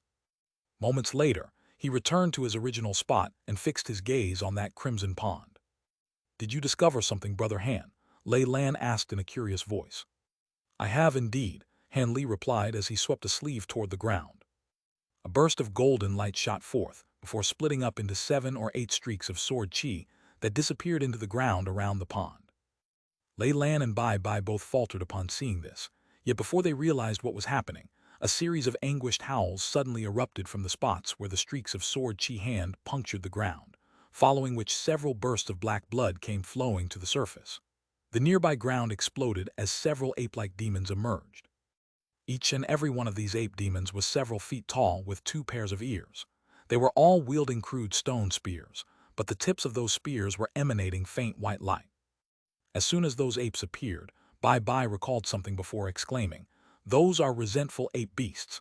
That means this oasis is an illusion created by a giant spirit flower." "Giant spirit flower," Lei Lan exclaimed while Han Li's eyes flashed. Right at this moment, violent tremors ran through the ground beneath them amid a series of rumbling booms. At the same time, a crimson shadow flew forth from the blood water in the pond, appearing in front of Han Li in a flash before pouncing viciously toward his face. Lei Lan and Bai were alarmed to see this, but the crimson shadow was far too fast for them to offer their assistance to Han Li. However, Han Li himself merely harumphed coldly as his arm shot forth in a blur. Following a loud thump, a hand that was as pristine white as jade appeared before him like lightning, catching that crimson shadow firmly in its grasp. Only then did the holy disciples catch a clear glimpse of the creatures. This was a crimson being that was around as thick as a human arm and resembled a long tongue. There was a fist-sized ball of flesh growing on the front part of its body, which was riddled with black spikes that were around an inch in length each, and all of these spikes were squirming incessantly. However, it was as if Han Li's hand wasn't even made from blood and flesh, as he was able to grasp directly onto those black spikes without any fear of injury. Right at this moment, 5 white skulls suddenly emerged from his 5 fingers. The skulls opened their mouths in unison, and a burst of 5 colored flames erupted from within. Almost in the blink of an eye, the tongue-like creature was frozen into a strip of 5-colored ice.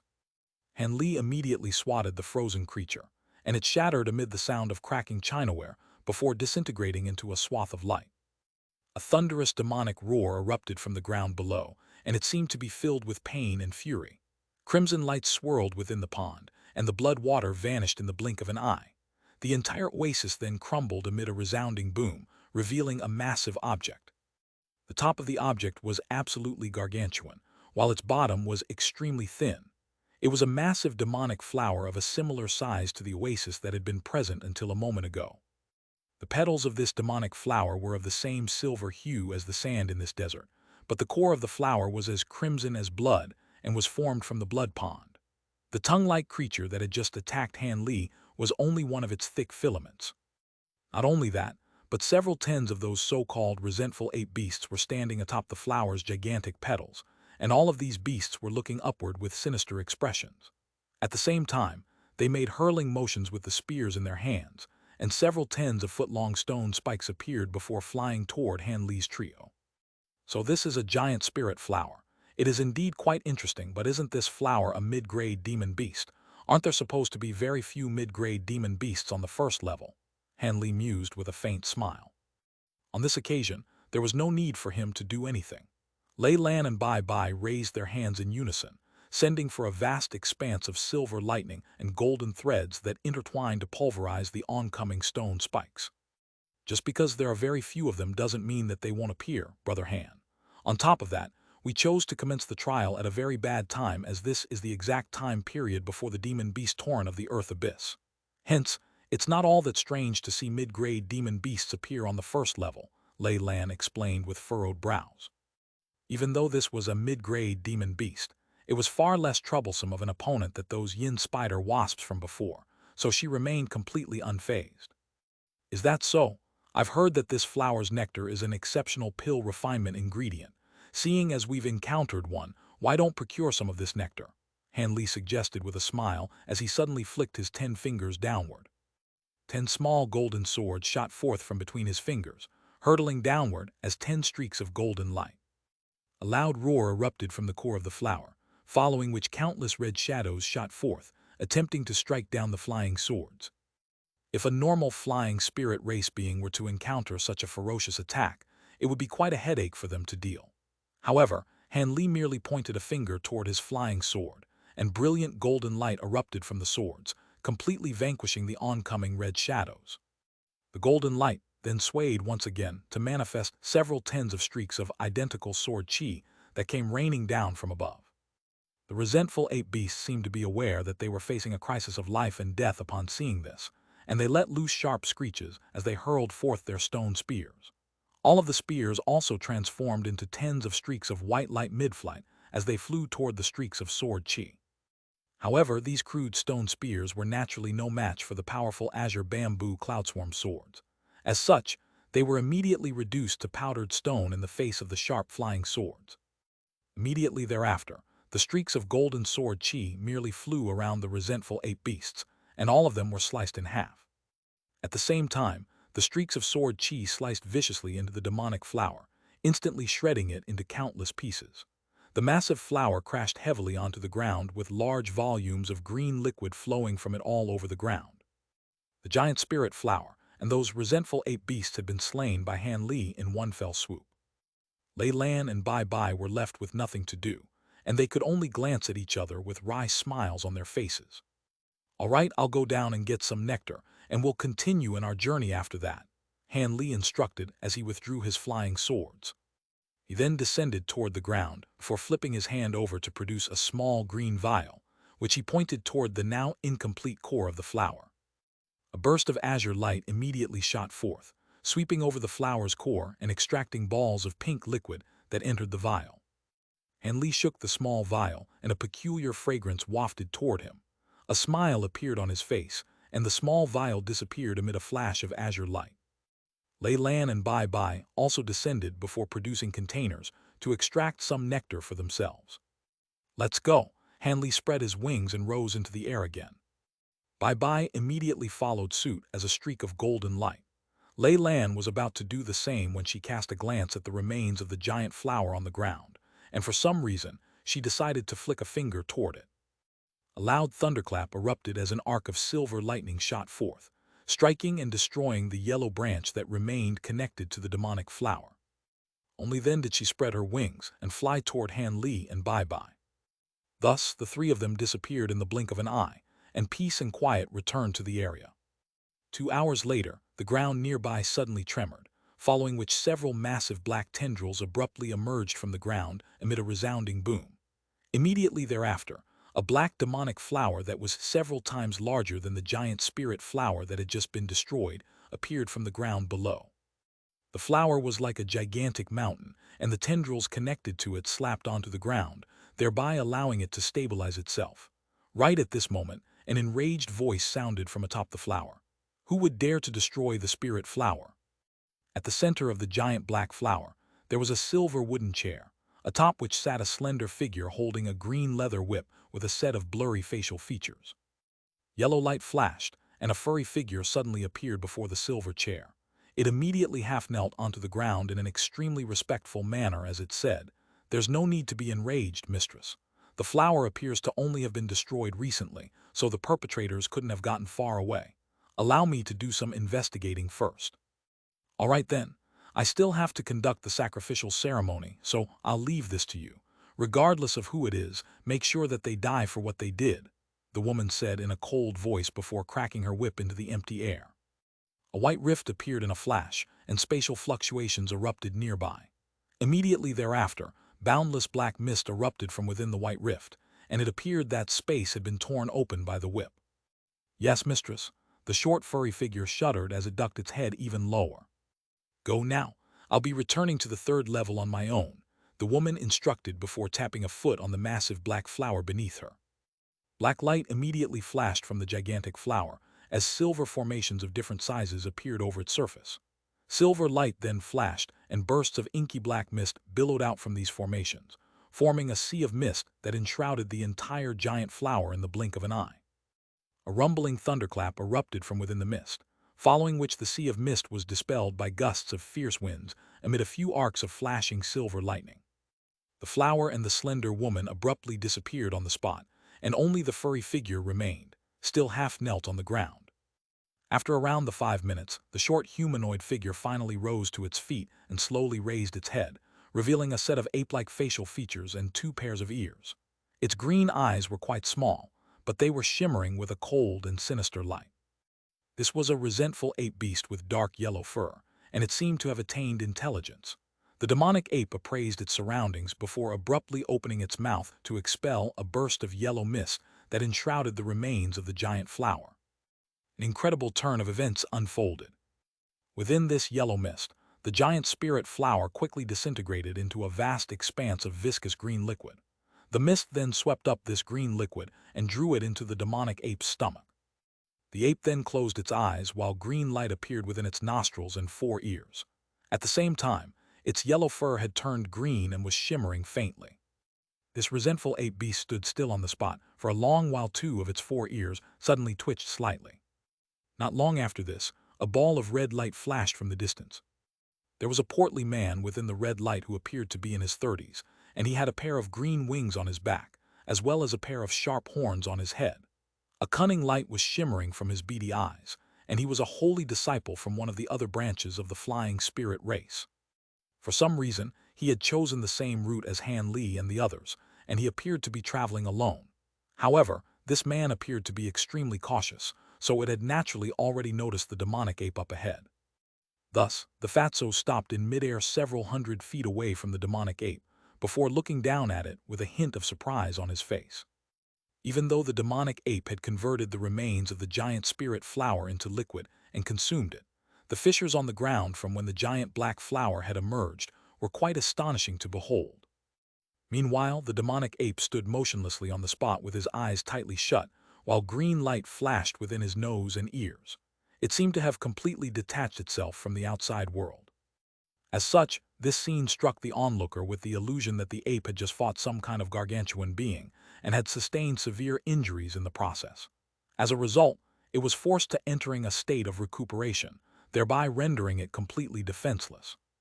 That was clearly the conclusion that the holy disciple had arrived at, and a hint of excitement appeared on his face at the sight of the demonic ape.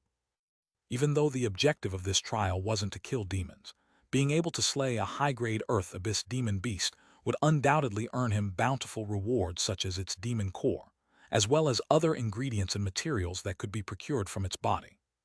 No one would be willing to give up a chunk of delicious meat that was there for the taking. However, this holy disciple was extremely cautious and didn't spring into action in a reckless manner. Instead, he surveyed the demonic ape in silence from afar. After a long while, the demonic ape still hadn't moved at all, and he was finally lulled into a sense of security. A sinister smile appeared on his face as he abruptly rubbed his hands together. A ball of flames erupted from between his palms, and the flames then transformed into a log-fiery spear that was around 20 feet in length. The tip of the spear was extremely sharp, and it was enshrouded in a layer of scorching crimson flames. The holy disciple then spread its wings and sped toward the demonic ape as a streak of red light. Even though this holy disciple had a rather portly figure, he was unleashed some kind of secret technique that not only allowed him to fly extremely quickly, it also ensured a soundless flight, thereby resulting in an extremely stealthy approach. In the blink of an eye, the streak of red light had appeared just over 100 feet away from the demonic ape, Yet the demon beast remained standing motionlessly on the spot.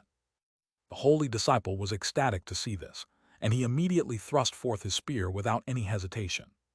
The spear whistled through the air as a streak of red light, before puncturing the demonic ape's body in a flash. However, an elated expression had only just appeared on his face before it changed drastically. The body of the demonic ape had vanished right after the fiery spear had punctured it, and it was thus revealed to have only been a projection. Crab, the holy disciple, immediately flapped his wings with alarm to try and flee the scene. However, it was already too late. A blurry green figure suddenly appeared in the air above before pouncing onto the man's body in a flash. A dull thump erupted, and a ball of green mist exploded before enshrouding the holy disciple's entire body. A blood-curdling howl rang out as the red spiritual light around the man's body vanished like snow melting under the scorching sun, having been completely eroded by the green mist. The holy disciple only flew for around 100 feet further before plummeting to the ground as a puddle of green liquid. This holy disciple hadn't even had a chance to unleash any of his abilities before he had been slain. At this moment, the green mist surged before manifesting into that demonic ape again. The ape took a cold glance at the liquid on the ground before opening its mouth to consume it. In hindsight, this holy disciple really had perished in extremely unfortunate circumstances. If everything had taken place above the ground, where he would have had full access to his spiritual sense, there was no way that he would have been deceived so easily by a projection, and he certainly would have sensed the demonic ape's presence before it had gotten so close to him. The demonic ape smacked its lips before murmuring to itself in a thoughtful manner, "That was a flying spirit tribe being. That makes sense, considering the date of their trial's commencement is about to arrive soon. That means the ones who had destroyed the giant spirit flower were most likely from the flying spirit tribe as well." With that in mind, the demonic ape sniffed the air before turning its gaze toward the direction that Han Li's trio had departed in. A sinister smile appeared on its face as it flew through the air as a cloud of green mist, disappearing into the distance in the blink of an eye. Letter 1D4 1F, letter 1D6 9B, letter 1D5 56, letter 1D6 8T, letter 1D5 68, letter 1D5 F2. Letter 1D4 1C, letter 1D5 FC, letter 1D5 FA. What? You want us to take this? Lei Lan's brows were tightly furrowed as she appraised the shimmering white jade badge in her hand with bewilderment in her eyes. Bai Bai was also holding an identical object, with puzzlement in his eyes. These two jade badges were both pristine and translucent with silver runes on their surfaces, and it was quite apparent that they were extremely valuable items. Han Li had suddenly produced them a moment ago, and asked the two holy disciples to carry the badges with them. Aside from protective properties, the main functions of these badges are aura concealment and location tracking.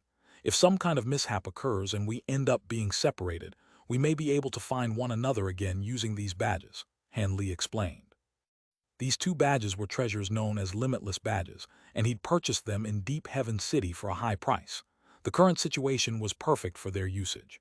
At this moment, they had emerged from the desert and were situated on a small mountain. As a safety precaution, Han Li had produced these two treasures and was asking the two holy disciples to take one each. "Thank you for your kind offer, Brother Han, but I don't have a habit of carrying other people's treasures," Lei Lan refused with a dark expression. Bai Bai also shook his head with a faint smile on his face. Han Li didn't force the issue. He merely stowed the jade badges away with a faint chuckle. "Seeing as you're unwilling to carry the badges, then so be it.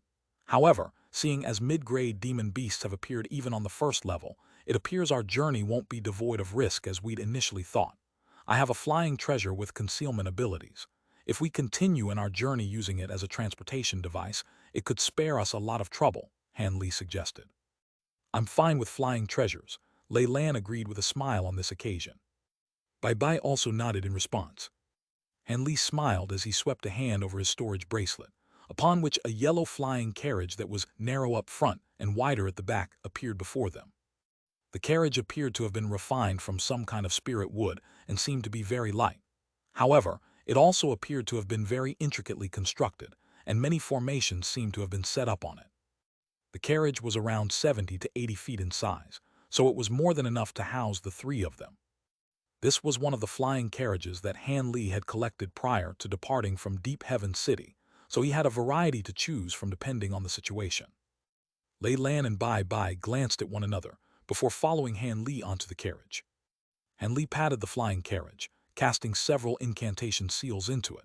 The carriage immediately tremored before a white barrier of light appeared over it, enshrouding the entire flying carriage within. As the barrier of light swirled, the entire carriage gradually became transparent until it was virtually invisible. The carriage then sped into the distance. "Brother Han, why didn't you use this treasure from the start?" Bai Bai asked with a smile after inspecting the carriage for a while. "This carriage is very useful, but it has a flaw," Han Li replied in an ambiguous manner. "And what flaw is that?" Lei Lan was also getting rather curious. If I want to use this carriage's concealment ability, I have to power it with high-grade wood attribute spirit stones, and the expenditure is quite high. Furthermore, aside from having decent concealment abilities and speed, this carriage's defensive properties are quite lackluster, so it can easily be destroyed by attacks. As such, I wouldn't normally use it unless it was necessary to do so," Han Li explained.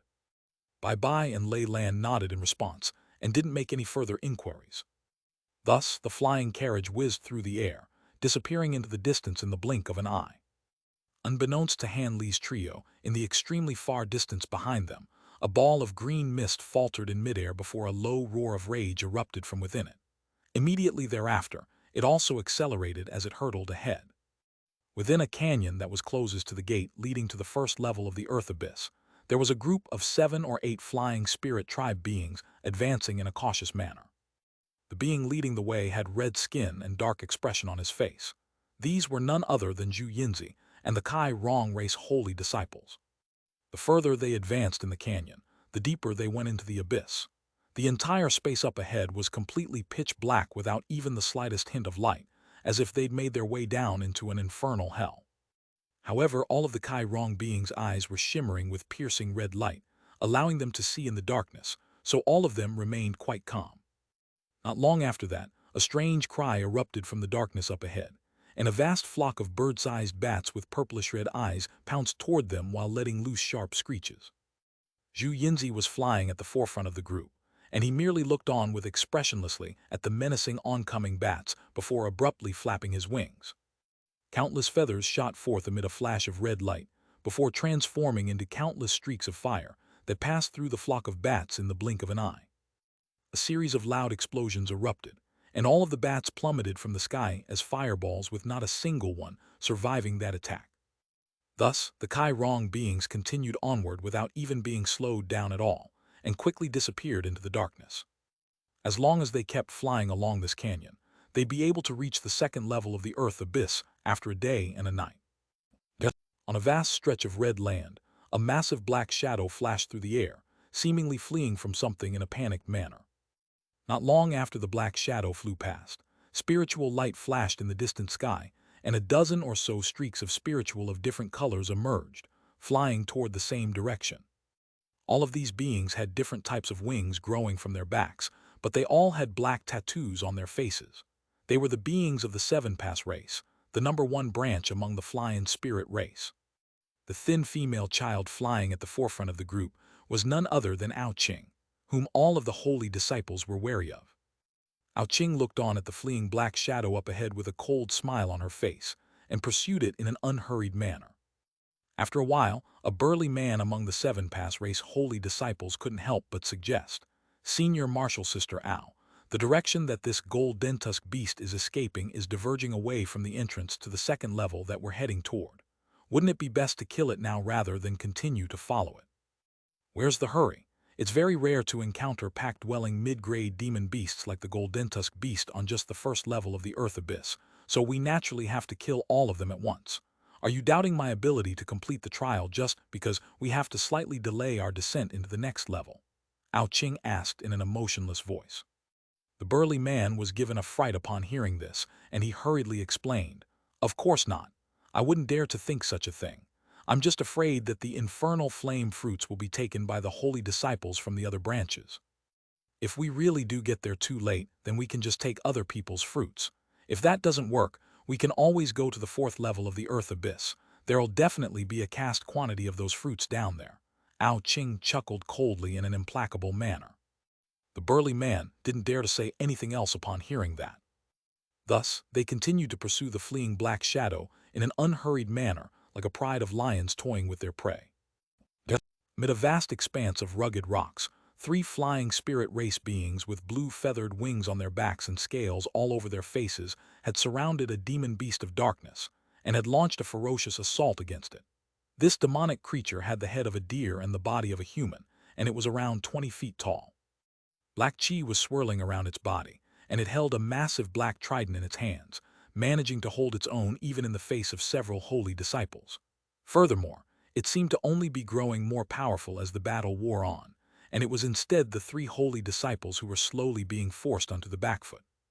This was only the first level of the Earth Abyss, so they had no idea how a high-grade demon beast like the deer-faced demon had ended up here. However, seeing as this carnivorous demon beast was trying to prey on them, they had no choice but to fight for their lives. Elsewhere, most of the flying spirit race holy disciples on the first level had encountered unexpected troubles. However, there were also some holy disciples who had enjoyed remarkably smooth journeys and were entering the second level as the Kai Rong beings had. Meanwhile, in order to avoid the antagonistic flying spirit race branches, Han Li had no choice but to head toward the most secluded entrance, and the flying carriage had flown for over half a day with the trio inside it. Perhaps it was because this carriage's concealment restriction really was working, or because there weren't many demon beasts on this route to begin with. In any case, they encountered no further complications during the rest of their journey, and after flying for 2 days and 2 nights, they had passed through 2 forests and a set of mountain ranges, arriving in a place deep within the first level of the Earth Abyss. At this rate, it would only take them another day to arrive at the entrance to the second level. Lei Lan and Bai Bai were quite elated by their progress. However, after flying for several tens of thousands of kilometers further, a vast expanse of black mountain ranges suddenly appeared up ahead. The 3 of them immediately stopped the carriage in alarm. According to the map, there should be a set of plains here. Why are there mountain ranges instead? Bai Bai murmured as he looked at the massive mountains up ahead. Lei Lan was also rather dumbstruck. Even from a distance, they could tell that all of the mountains in the mountain ranges were extremely tall. Some of them had extended to the very top of the underground world, leaving only small gaps between mountains through which one could pass, and that presented quite a daunting prospect. No one only knew just how long these mountain ranges extended for, nor whether there were any hazards awaiting them inside.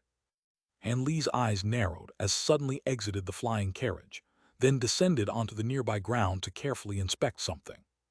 Lei Lan and Bai Bai were rather surprised by what Han Li was doing, but after exchanging a quick glance, they also flew out of the carriage and landed beside Han Li. From the signs nearby, it appears that this set of mountain ranges has only appeared here in the past century. It was most likely moved here by someone with unfathomable power, Han Li said in a slow voice. Lei Lan's face paled upon hearing this, and Bai Bai's expression was also rather disgruntled. There's no need to panic. Even the demon monarchs in the deepest level of the Earth Abyss aren't capable of such a monumental feat through their own power. This was most likely done through the assistance of some kind of treasure or formation. The only alternative possibility is that a true spirit-level demon beast has appeared in the deepest level of the Abyss, Han Li said with a smile. I see. As a holy disciple of the Tianpeng race, Bai Bai was no ordinary being, and he quickly realized that Han Li was right. Even so, the situation here isn't quite right.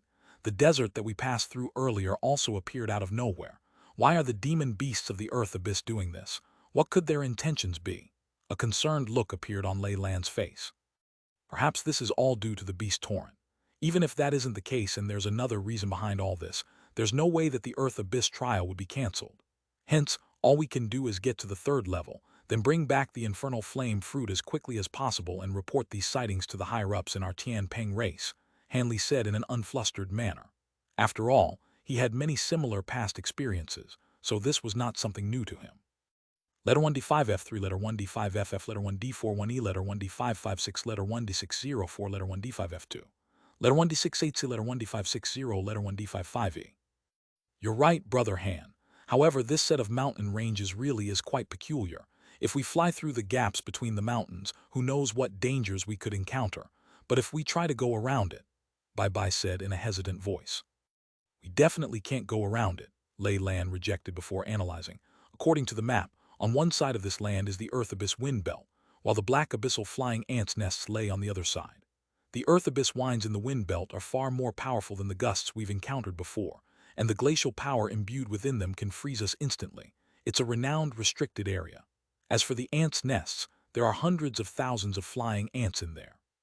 If we try to force our way through it with our cultivation bases, there's at least a 50% chance that we'd all die in there. So that means our only choice is to pass through these mountain ranges, Han Li murmured to himself as he stroked his chin. Not necessarily.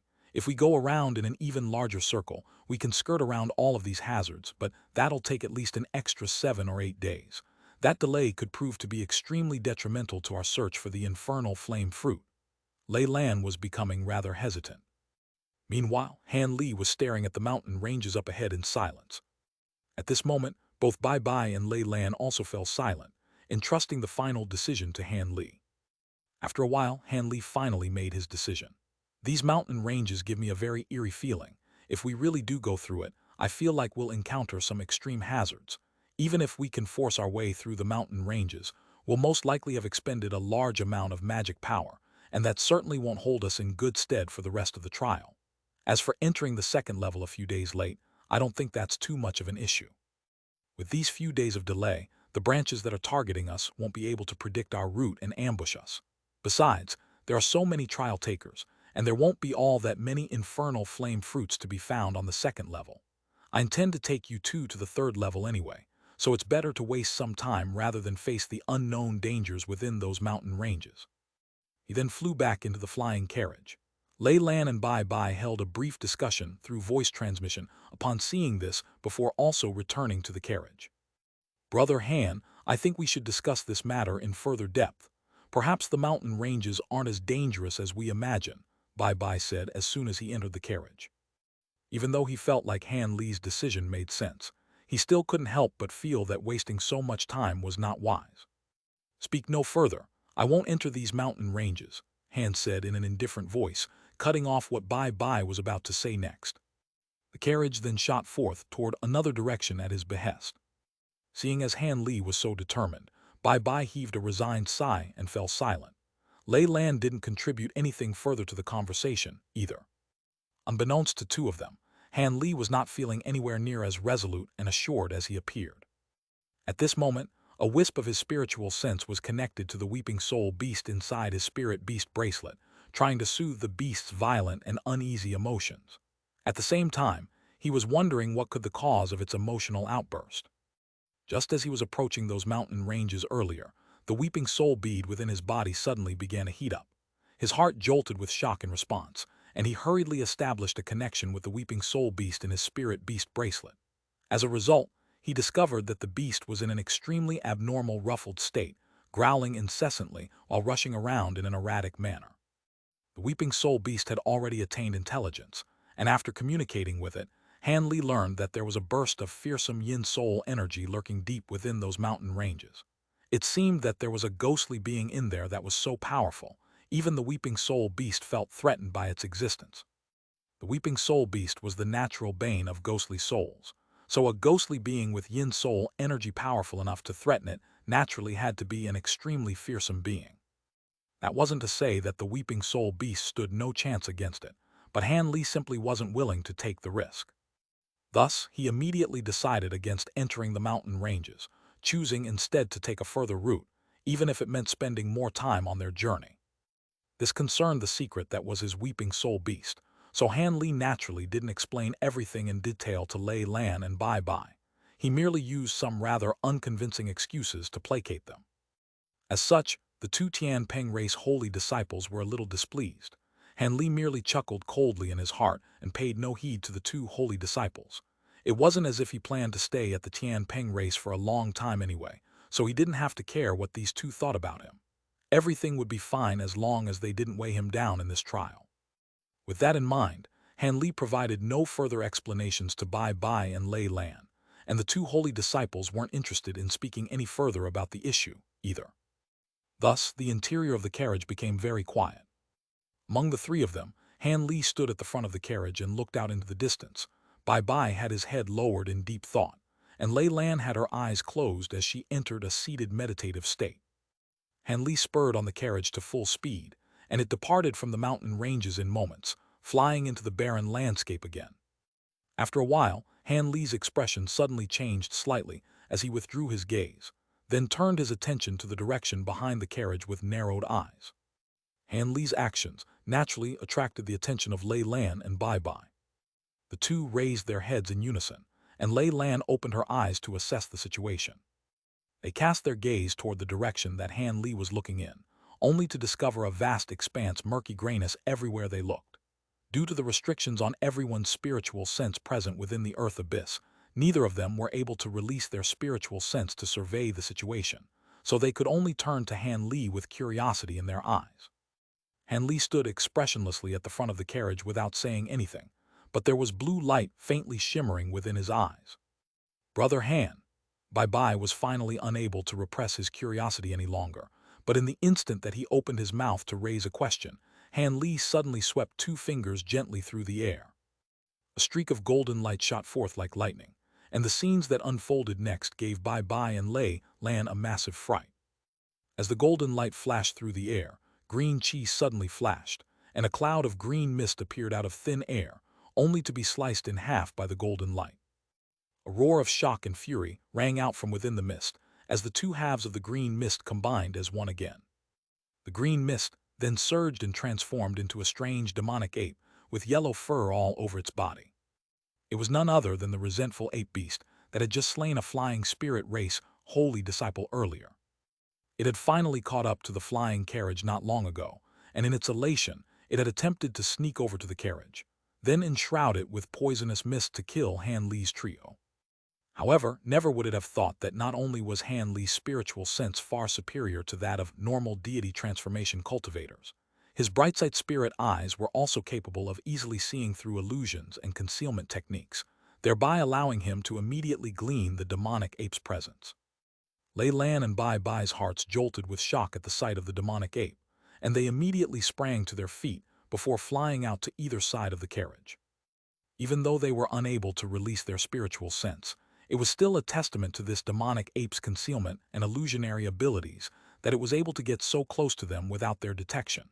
However, that begged the question of how Han Li had managed to discover them, given that he was also a spirit general.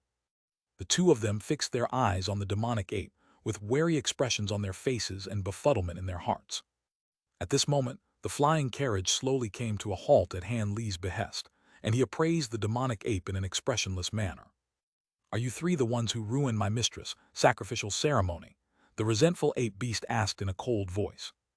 Bai Bai's heart stirred upon hearing this, but he put on a smile as he asked, "Sacrificial ceremony? What sacrificial ceremony? When did we ever do such a thing? Did you destroy a giant spirit flower back in the desert? That flower was being used as part of my mistress' sacrificial ceremony," the demonic ape continued in a menacing voice. "No," Han Li immediately replied without even batting a single eyelid.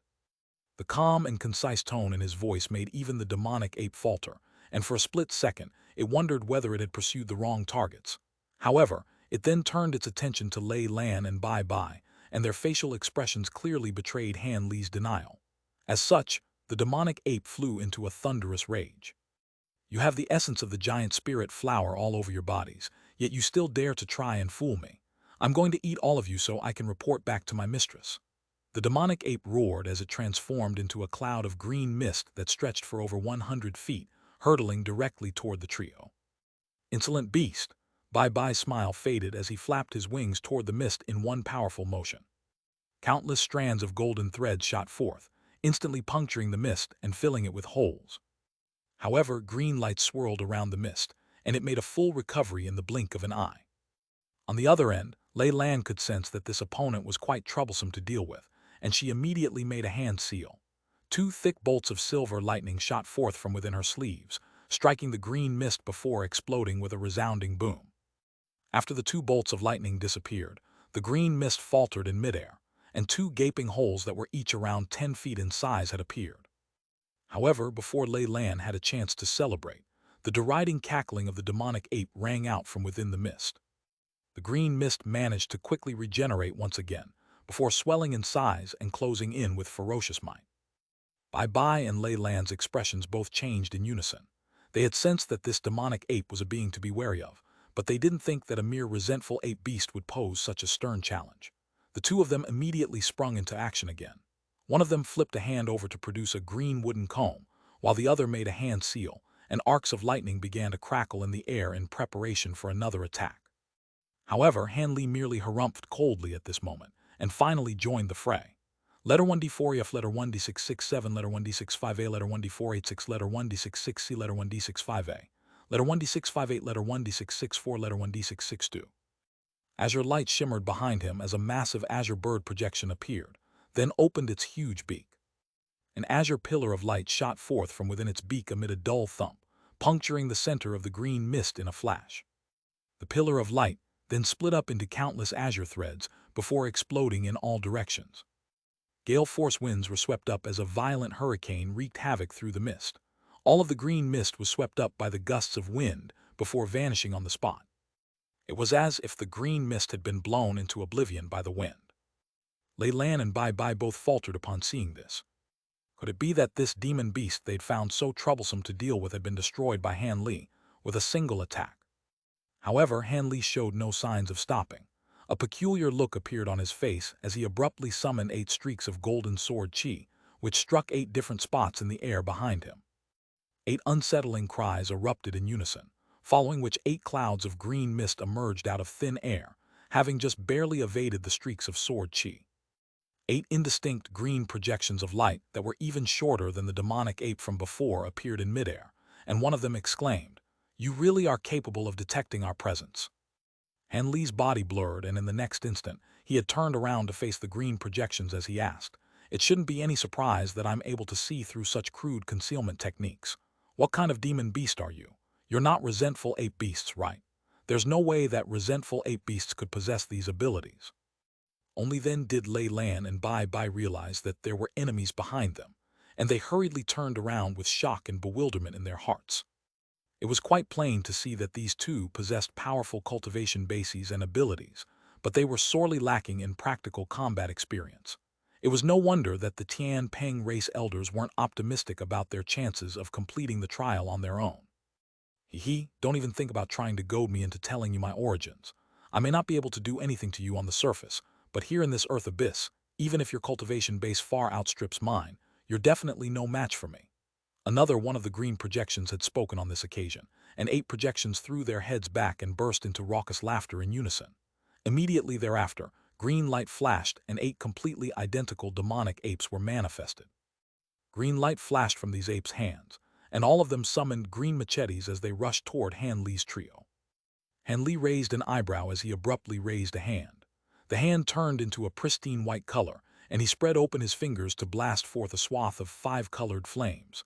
The flames sped forth at a phenomenal pace, sweeping up the 8 demonic apes in the blink of an eye. Brilliant 5-colored spiritual light then erupted from the flames, and the 8 demonic apes were slowed down to less than a tenth of their original speed. Han Li took this opportunity to expel a ball of shimmering silver flames out of his mouth. The silver flames exploded at his behest, splitting up into 8 silver flaming arrows that shot forth in a flash. The 8 silver arrows then punctured the bodies of the restricted demonic apes in an instant. These demonic apes were indeed quite powerful in the earth abyss, but never would they have thought that he would possess such a strange ability capable of slowing them down so significantly. Thus, they were completely caught off guard, and even though all of the demonic apes could see the oncoming flaming arrows, they were simply far too slow to evade. They only had time to let loose a collective roar of shock and fury before fist-sized holes were punched into their chest, following which silver flames erupted to engulf their bodies. All of the demonic apes were reduced to plumes of smoke by these silver flames in the blink of an eye. They hadn't even managed the vast majority of their abilities before they killed, and not even a single wisp of their souls had managed to escape. The silver flames converged to form a fire raven that re-entered Han Li's body, and by that point, Lei Lan and Bai Bai were already completely flabbergasted. Even though they had only had a brief clash with the demonic apes, they could tell that these demon beasts were fearsome creatures, and that a prolonged and arduous battle would be required to kill them. However, Han Li had slain these demonic apes in mere moments, and the stark contrast between expectations and reality had them in complete shock. Only then did they truly understand the gulf between Han Li and themselves, and their expressions were rather strained as they looked at him. "Let's go. That ape mentioned a mistress earlier, and she most likely won't be as easy to deal with," Han Li said in an indifferent voice before stepping onto the flying carriage again. Lei Lan and Bai Bai's expressions changed in unison upon hearing this, and they also hurriedly sprang back into the carriage. Almost at the exact same moment, a faint cry of surprise suddenly rang out on the third level of the Earth Abyss, in a place that was pitch black and completely devoid of light. A fair and slender arm reached out of the darkness, while holding a yellow wooden badge in the shape of a ghostly head. What happened? The eight-faced beast's soul flame suddenly snuffed out. HMPH, that useless oaf can't even do something so simple. Looks the ones who destroyed my giant spirit flower have some tricks up their sleeves. So be it, I'll take care of these trivial matters later. As long as these people haven't left the Earth Abyss, I'll be able to find them no matter what. The woman harumphed coldly in a confident manner before everything fell silent again. 2 days later, on the first level of the Earth Abyss, a faint white shadow passed over a set of black grasslands. All of a sudden, a dozen or so black shadows sprang forth from the tall grass down below, pouncing straight toward the indistinct white shadow. These were a dozen or so massive praying mantises with green eyes and sinister facial features. They were each around 3 feet tall and pitch black in color. Bursts of rumbling erupted from within the carriage, following which a dozen or so arcs of silver lightning flashed forth from within the white shadow, striking these praying mantises with unerring accuracy. The praying mantises didn't even get a chance to utter a single sound before they were reduced to dust and blown away by the wind. 4 days later, a spirit carriage flew through the air in a careless manner, flying over a vast expanse of rugged rocks. There were several rock demons with bodies constructed from loose rocks down below, galloping as quickly as they could in pursuit of the carriage. Countless golden threads suddenly shot forth from within the carriage, instantly puncturing the bodies of their rock demons before constricting in a violent manner. Letter 1D4BB, letter 1D45F, letter 1D626, letter 1D626, letter 1D638, letter 212F, letter 1D624, letter 1D630, letter 1D62E. Brilliant golden light flashed, and all of these rock demons perished, crumbling to the ground as loose rocks. 7 days later, Han Li's trio stood in the air above a massive valley within which grayish-white mist was surging incessantly, and all 3 of them were carefully inspecting this valley. Lei Lan and Bai Bai's eyes were filled with elation, and the flying carriage that had carried them to this point was nowhere to be seen. Perhaps it had been destroyed by demon beasts on the way here or had been stowed away by Han Li. In any case, it was gone now. Looks like this place is relatively safe. Let's go in.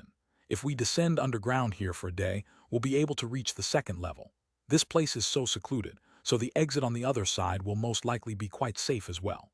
It would be quite unlikely that someone would go to the trouble of setting up traps on the other end, Han Li analyzed before spreading his wings and leading the way into the mist. The 2 Tianping race holy disciples had already come so far, so backing down now was naturally not an option. As such, they also entered the mist with solemn expressions on their faces. The gray mist wasn't very dense, so even after entering it, they could still roughly see everything just over 100 feet away from them. However, there would occasionally be a few foot-long winged snakes that would fly out of the mist to try and attack the trio. Of course, they were all slain with ease.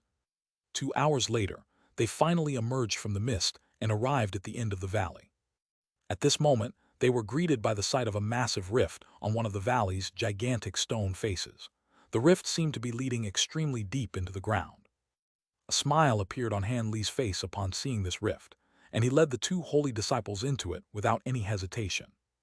The 3 streaks of spiritual light flew on and disappeared from view after rounding a few corners.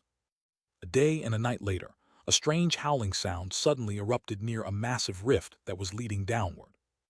A gust of fierce black winds erupted from the rift in a frenzy, completely coating the nearby rock face in a layer of ice, clearly indicating that it was extremely frosty. However, 3 streaks of spiritual light took advantage of this opportunity to fly out from the gust of wind, appearing several hundred feet away after a few flashes. The spiritual lights then faded to reveal 3 humanoid figures. They were none other than Han Li's trio. The Earth Abyss winds in this passageway are far too fierce. I was almost unable to withstand them. Why didn't the information we received mention this at all? Bai Bai's face was quite pale as he cast his gaze toward the spot from which the trio had just emerged. The fact that this phenomenon wasn't detailed in the information we received indicates that it's only appeared in recent years. Otherwise, the senior of our race would have definitely mentioned this to us. Lei Lan also appeared to have expended a lot of energy in flying through the Earth Abyss winds, and she couldn't help but glance at Han Li. At this moment, Han Li had his arms crossed and was surveying his surroundings. He was completely unruffled, and it was as if he'd just taken a stroll in the park rather than forcing his way through lethal Earth Abyss winds. Could it be that there's such a massive gulf between early spirit generals and late spirit generals? Lei Lan thought to herself in a resigned manner. It was all thanks to Han Li's assistance that she was able to survive that ordeal at all. Otherwise, she may well have perished to those fearsome winds. We've already been delayed too much on the first level, so there's no point in wasting time searching for infernal flame fruits on the second level. Let's head straight to the third level, Han Li said in an implacable voice as he withdrew his gaze. The air here was rather humid. It appeared that they were situated in the air above a swamp-like area. The two Tian Peng race holy disciples were now well aware that Han Li was far more powerful than them, so they naturally didn't harbor any more discontent toward him. However, Lei Lan still couldn't help but express her concern after a brief hesitation. I naturally have no objections there, but there are only 3 entrances from the second level to the third level, so no matter which one we take, there's a good chance that we'll encounter people from other branches. If we encounter the holy disciples from branches that bear ill will toward our Tian Peng race. Lei Lan didn't finish her sentence, but the implications in her words were quite apparent. It's not just a good chance. Those branches would have definitely deployed people to those 3 entrances. We're most likely not their sole targets either. The people from the weakest few branches will most likely all be targeted by them, by side. If we encounter them, then we'll just have to fight. We'll have to overcome this obstacle sooner or later. However, even if a powerful branch like the Kai Rong race wanted to plot against our Tian Peng race, there's no way that they'll station all of their holy disciples at the 3 entrances. The Earth Abyss trial takes place once every 300 years, so it's just as important to them as it is to us.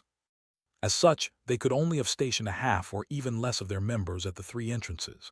In that case, it may not be easy to defeat them, but forcing our way through their barricades certainly won't be impossible, Han Li analyzed with a cold chuckle. If that really is the case, then we've got some chances after all. Bai Bai and Lei Lan were reinvigorated by Han Li's encouraging words. No one can guarantee exactly what the situation will be like. We can only work things out as we go, Han Li replied in a calm voice. Which entrance are we going to choose? 2 of them are relatively safer to get to while the other one is rather dangerous, Lei Lan asked with furrowed brows. Seeing as we could encounter obstacles from the other branches regardless of which entrance we choose, then it's naturally best to choose the one closest to our current location, Han Li decided without any hesitation. In that case, we'll have to go to the Myriad Vine Path, Bai Bai said after a brief pause. Han Li seemed to have some recollection of this name, and his eyes flashed as he inquired for confirmation. The Myriad Vine Path. Is that the entrance from the second to the third level connected by many ancient vines? That's the one.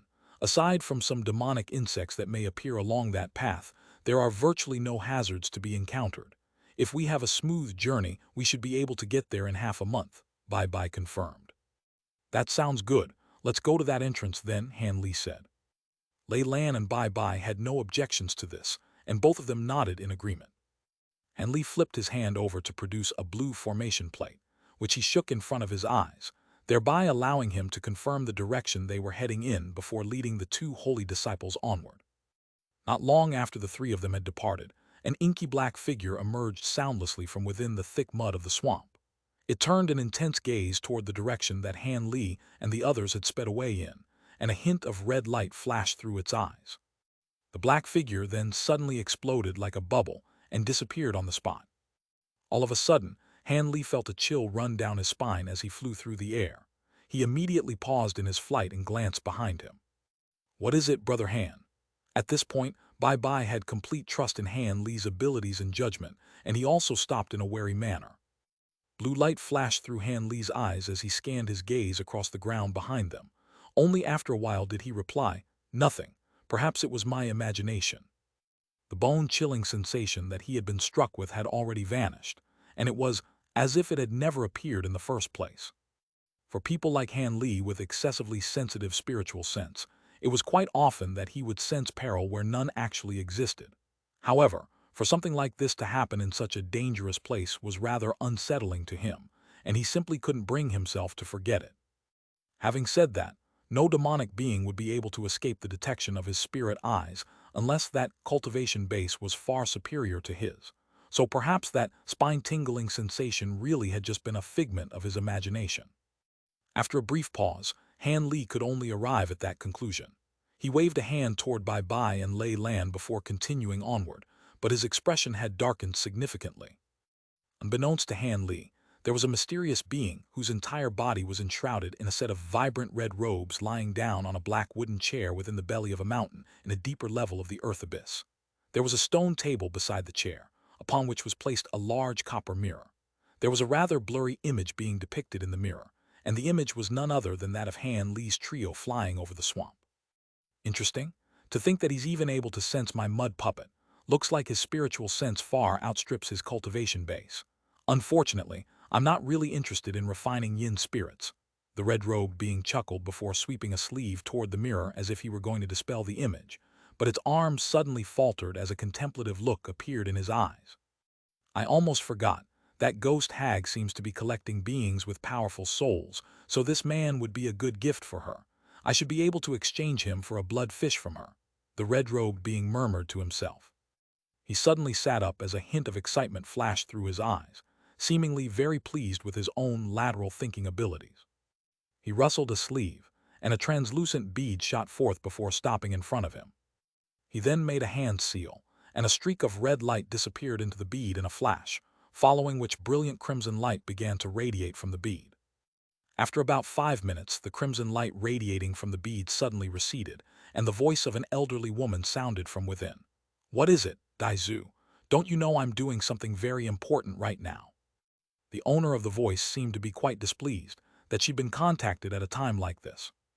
It's been several decades since we last talked. Are you so busy that you don't even have time to chat with an old friend? The red-robed being chuckled. Quit the chit-chat and tell me what you want. Otherwise, don't blame me for cutting off the transmission. The elderly woman's patience was clearly quickly on the wane. Last time, what we decided on was for Mu Qing to conduct the sacrificial ceremony, Liu Zhu to gather yin soul energy, while I'm responsible for refining a large number of puppets. As for you, you were assigned the duty of nurturing the 8,000 yin armor profound ghosts, which are the most important elements of our plan. How are you going with that? The red-robed being asked, paying no heed to the impatience in the woman's voice. HMPH, why are you asking a question that you already know the answer to? I don't even know how many spies you've planted among my subordinates. Are you telling me that you're unaware of what my progress is like? The elderly woman replied in a cold voice. Haha, it's not like you haven't done the same. Your subordinates often appear at the location where I'm refining my puppets as well. However, I want to hear you tell me about it in person this time, the red-robed being chuckled. All right, it's not like this is a well-kept secret anyway. The nurturing of the 8,000 yin armor profound ghosts is progressing quite smoothly. As long as Liu Zhu can supply sufficient yin soul energy, it's only a matter of time before I successfully nurture them. The only problem lies with the 8 yin armor ghost monarchs required to lead these ghosts. I can only successfully refine them if I can obtain the soul of a being with a powerful spiritual sense. Such premium soul materials are not that easy to find, the elderly woman said in an indifferent voice. Oh, how many of those ghost monarchs have you managed to refine? The red-robe being asked. Only 3 at the moment. The success rate is quite low, the elderly woman replied in a slightly awkward voice. That's why I've contacted you, fellow Taoist. I want to provide you with that premium soul material you're looking for. The red-robed being rubbed his hands together with glee. Since when did you develop an interest in yin souls? The elderly woman asked with a hint of surprise in her voice. I'm not you or Liu Zhu. I don't know much about ghostly beings. However, I just discovered a flying spirit race being who was able to detect a wisp of my spiritual sense that I injected into a mud puppet. Even though it was only a wisp of my spiritual sense, that's sufficient indication of just how powerful that man's soul is. It should be ideal for you to refine those ghostly monarchs of yours, the red-robed being said. Is it time for the flying spirit race's Earth Abyss trial again? For one of them to be able to detect your spiritual sense, could it be that one of those old monsters came down in person? A hint of caution crept into the old woman's voice. Don't worry, it's just a little spirit general, so he won't be able to do anything, the red-robed being said in a nonchalant manner. If it's just a spirit general, then we should be fine. However, he must indeed possess quite a powerful soul to detect your spiritual sense. I'll be taking this gift then. What do you want in exchange? The elderly woman was clearly aware that this information wasn't going to be offered to her free of charge. I love dealing with smart yet straightforward people like you. It's very simple. 1 myriad-year bloodfish will suffice as payment for the provision of detailed information on the target. If you want me to capture the target and deliver him to you in person, then that'll cost you 2 bloodfish, the red-robed being replied. HMPH, do you think myriad-year bloodfish grow on trees? There's no way that 1 yin soul can be worth 2 of them. I don't have any spare time right now. Bring the soul to me and I'll give you a myriad-year bloodfish. Even then, it's a massive bargain for you, the elderly woman harumphed coldly. All right, 1 bloodfish it is then. I'll deliver the soul to you in 10 days. The red-robe being immediately agreed, clearly also of the opinion that this deal was quite a bargain for him. By the way, what do Mu Qing and Liu Zhu suggest we do with the holy disciples of the flying spirit race? Should we kill all of them or allow them to scurry around on the first 3 levels like always? They're not going to impede our plan, are they? The old woman suddenly asked. We're at quite a critical juncture at the moment, so we can't attract the attention of the flying spirit race. As long as they don't negatively affect us and don't enter any level below the 3rd one, just let them do as they please. I'm sure Mu Qing and Liu Zhu think the same, the red-robe being immediately replied. We'll do as you say then. After an indifferent reply, the old woman's voice abruptly cut off, and the crimson light radiating from the bead also disappeared. The red-robed being made a grabbing motion, and the bead instantly flew into his grasp before disappearing. Their group consists of a mere late spirit general and a couple of early spirit generals, so 3 early great spirit general blood wood puppets should be more than enough, the red-robed being murmured to himself before rustling a sleeve. 3 crimson shadows flew out from within his sleeve before landing on the ground before him. Thus, 3 blurry crimson figures of different forms appeared in a half-knelt position. Brilliant crimson light erupted from the eyes of the red-robed being as 3 crimson threads that were barely detectable to the naked eye shot forth from his glabella, then disappeared into the 3 blurry crimson figures in a flash. The crimson figures immediately raised their heads, and at the same time, eerie green light appeared within their eyes. Go and kill those 3 and bring their souls back to me, the red-robed being said in an emotionless voice as he pointed toward the copper mirror. Crimson light flashed, and the 3 puppets disappeared into a nearby wall as 3 streaks of crimson light. The red-robed being then lay back down in his chair and closed his eyes again, as if everything he'd just done was completely inconsequential. Within a mysterious set of mountain ranges on the 1st level, there was a sacrificial altar that was over 1,000 feet tall situated at the summit of a massive mountain that was enshrouded under gray yin qi. There was a massive grayish-white eyeball that was around the size of a human head being offered on a platform on the altar, and the eye was completely bloodshot. Countless gray threads were erupting out of the eye's pupil before being absorbed by the nearby gray qi.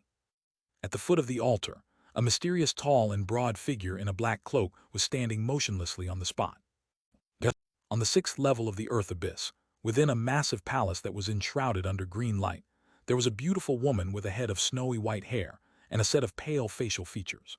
She was standing beside a back pond that was over 1,000 feet in size while appraising everything taking place deep within the pond with a cold expression on her face. Beside her stood 2 women who appeared to be in their 20s. Both of them were also very pale, but one was quite petite with a sweet and adorable oval face, striking male onlookers with the urge to hold her in their arms, while the other woman had a lithe and graceful figure, but wore a frosty, forbidding expression. There were formations of different sizes set up all around the pond, and inky black runes were surging relentlessly from those formations into the pond. At the center of the pond, there were several blurry pitch-black humanoid figures hovering motionlessly above the black water in the pond. Those black runes split up into several streams, disappearing into the suits of black armor being worn by these humanoid figures. However, these humanoid figures remained completely still, as if they were inanimate objects. The white-haired woman's brows furrowed slightly upon hearing this.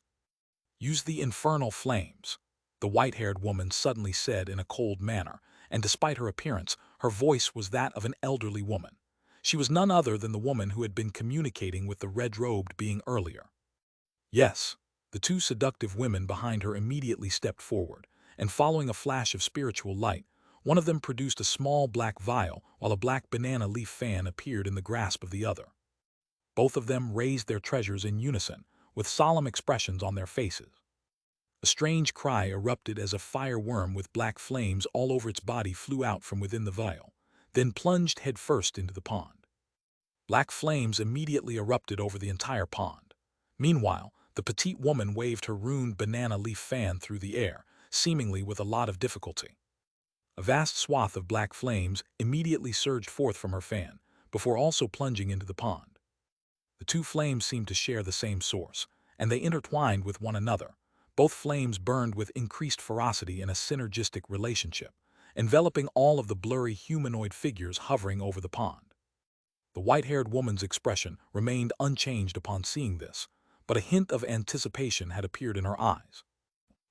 At this moment, Han Li was flying through the second level, and he was naturally unaware of the fact that he'd caught the interest of these fearsome beings. However, after that strange bone-chilling sensation he'd experienced earlier, he had become a lot more cautious. Even as he flew rapidly through the air with Lei Lan and Bai Bai in tow, he was activating his spirit eyes at regular intervals to survey his surroundings, even if doing so required additional magic power expenditure. As a result, Han Li was able to discover some low-grade and mid-grade demon beasts in advance, thereby allowing him to skirt around them to avoid these potentially troublesome beings. As for normal beasts, those were no longer able to survive on the second level, so they naturally didn't encounter any more of them. Due to the fact that Lei Lan and Bai Bai had expended a lot of magic power during their descent into the second level, the three of them weren't able to fly very quickly. Both of the holy disciples were holding spirit stones in their hands to absorb the spiritual chi within in order to recover as quickly as possible. Thus, they flew for an entire day without encountering any troubles. On the second day, Lei Lan and Bai Bai had completely recovered their magic power, yet there was still nothing happening, so Han Li decided to stop his frequent usage of his spirit eyes. The three of them sped onward and entered a set of dark green mountain ranges. During the afternoon of the second day, right after they had passed over a large mountain, a mishap finally occurred. Spiritual light suddenly flashed in the distant sky, following which a sharp cry rang out. A streak of green light then appeared before hurtling directly toward them. In the next instant, 3 balls of yellow light appeared behind the streak of green light in hot pursuit. Han Li and the others immediately tried to take evasive measures, but it was also ready too late. As such, Han Li furrowed his brows and came to a slow halt.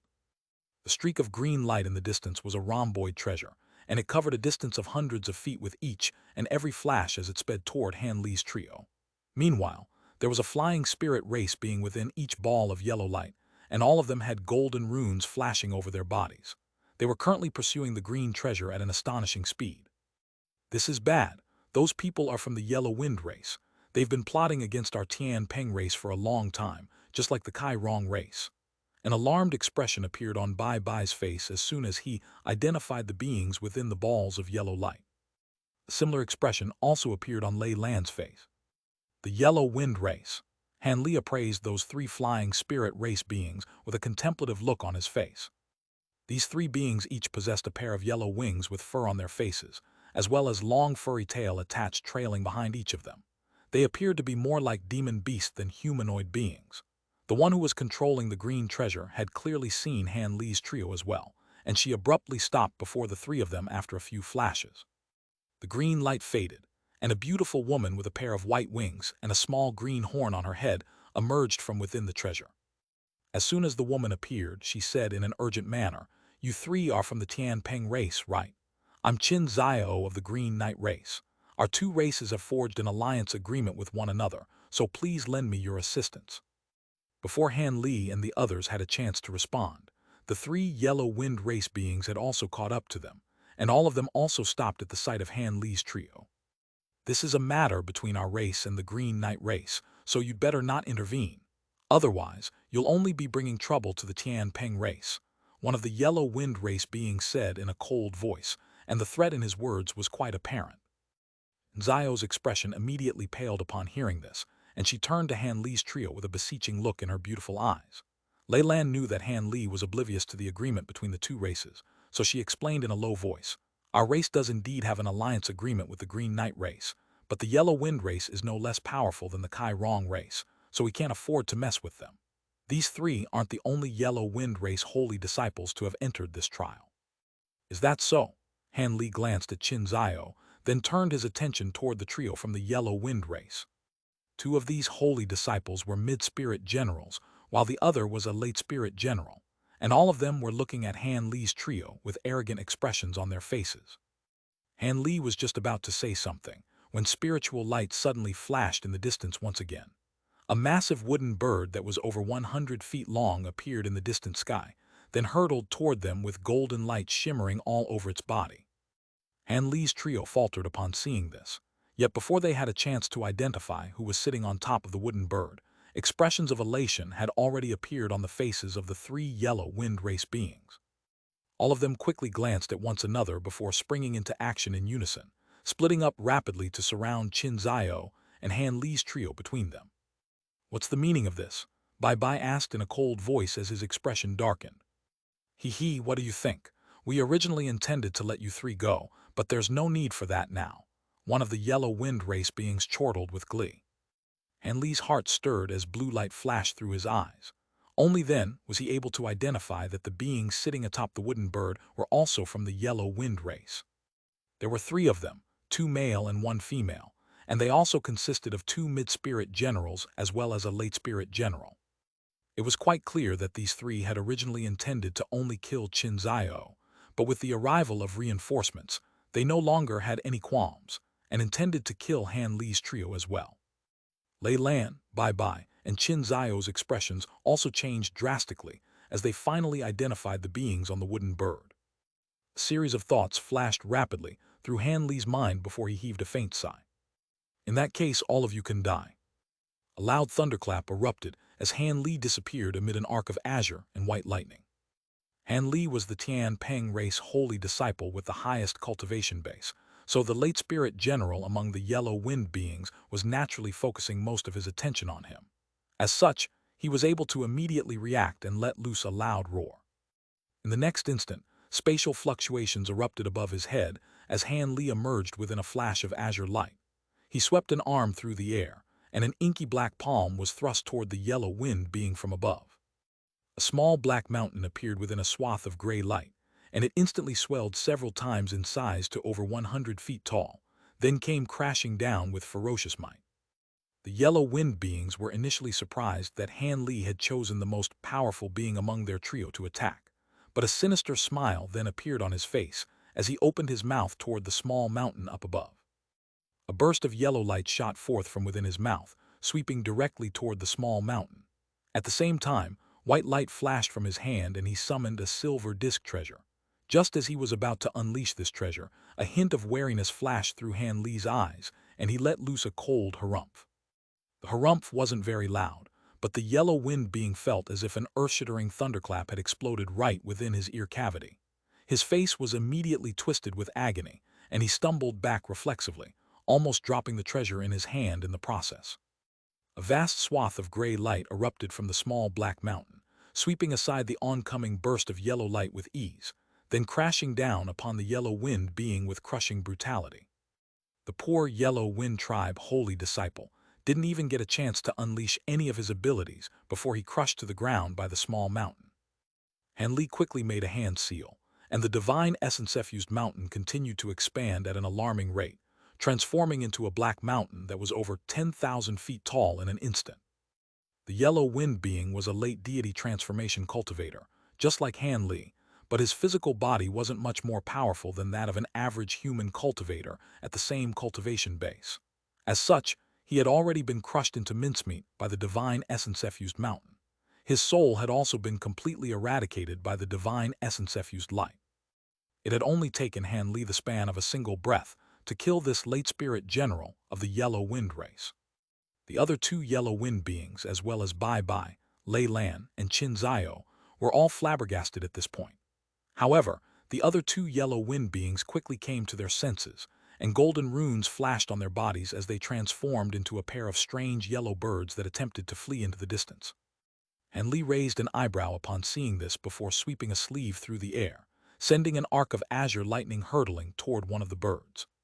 The bird's heart jolted with shock, yet just as it was about to evade, a pair of foot-long azure scissors emerged from within the arc of lightning. Following a loud thunderclap, the pair of scissors transformed into a pair of azure lightning worms that were each over 100 feet in length. The two worms flew forth in a crisscross formation, instantly slicing the bird apart, and the two halves of its lifeless body were sent plummeting down toward the ground. The other bird was petrified upon seeing this, and its soul almost leaped out of its mouth in horror.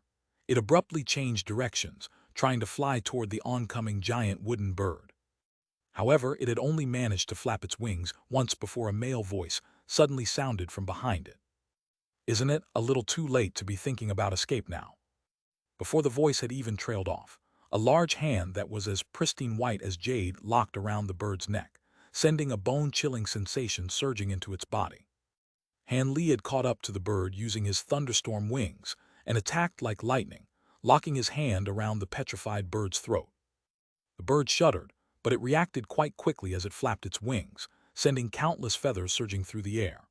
All of these feathers transformed into blades of wind that hurtled toward Han Li, and at the same time, the small feathers around its neck suddenly reared up with a metallic gleam, attempting to cut into Han Li's hand like a series of sharp blades. Black chi flashed, and a suit of strange-looking armor appeared over Han Li's body.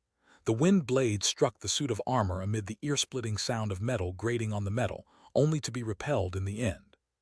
Meanwhile, the feathers around the bird's neck were unable to leave so much as a single scratch on Han Li's hand. Han Li chuckled coldly, and before the yellow wind being had a chance to unleash any further abilities, his 5 fingers clamped together with enormous force, crushing the bird's neck with ease. At the same time, 5 colored flames surged from his fingers in a frenzy, incinerating the bird to ashes in the blink of an eye. Having just slain those 3 yellow-winged beings in rapid succession, Han Li stood still on the spot and looked on at the approaching wooden bird with a frosty look in his eyes. The 3 yellow-winged beings sitting atop the wooden bird had naturally witnessed the process in which Han Li had slain their brethren, and all 3 of them had turned deathly pale. Back when Han Li had slain the first yellow-winged being, the 3 of them had flown into a thunderous rage, spurring on their wooden bird with all their might so they get to Han Li as quickly as possible and tear him apart with their bare hands. However, after witnessing Han Li killing the other 2 yellow-winged beings in what seemed like the blink of an eye, the rage in the hearts of the remaining 3 yellow-winged race holy disciples had been completely replaced by horror. At the sight of Han Li casting his gaze over to them, all 3 yellow-winged beings shuddered in unison. "Retreat! This man is unfathomably powerful. We're no match for him." The woman with the highest cultivation base among them hurried ordered. The other 2 nodded emphatically as they turned the wooden bird around with all their might, before fleeing into the distance as a ball of piercing yellow light. Han Li furrowed his brows slightly upon seeing this, but he showed no intention of giving chase. Instead, he flapped his wings and flew over to another spot. There, the silver disc treasure of the first yellow-winged being he'd slain was hovering in midair. Han Li rustled a sleeve, and a burst of azure light shot forth before sweeping the disc up into his sleeve. Following another loud thunderclap, Han Li reappeared beside Lei Lan and the others. At this moment, Lei Lan and the others were still yet to retrieve their jaws that had dropped to the ground, and they were staring blankly at Han Li, unable to muster up even a single word. With so many yellow-winged beings arriving on the scene, they had thought that this was most likely going to be where they died. However, Han Li had taken care of 3 of them in mere seconds, and frightened away the remaining 3 with his devastating display of power. And to think that Han Li was only a spirit general as well, this was utterly insane. "Let's go. It wouldn't be wise to stay here any longer," Han Li instructed in a calm voice. Bai Bai was the first to recover from his astonishment, and he hurriedly replied, "Yes, whatever you say, Brother Han."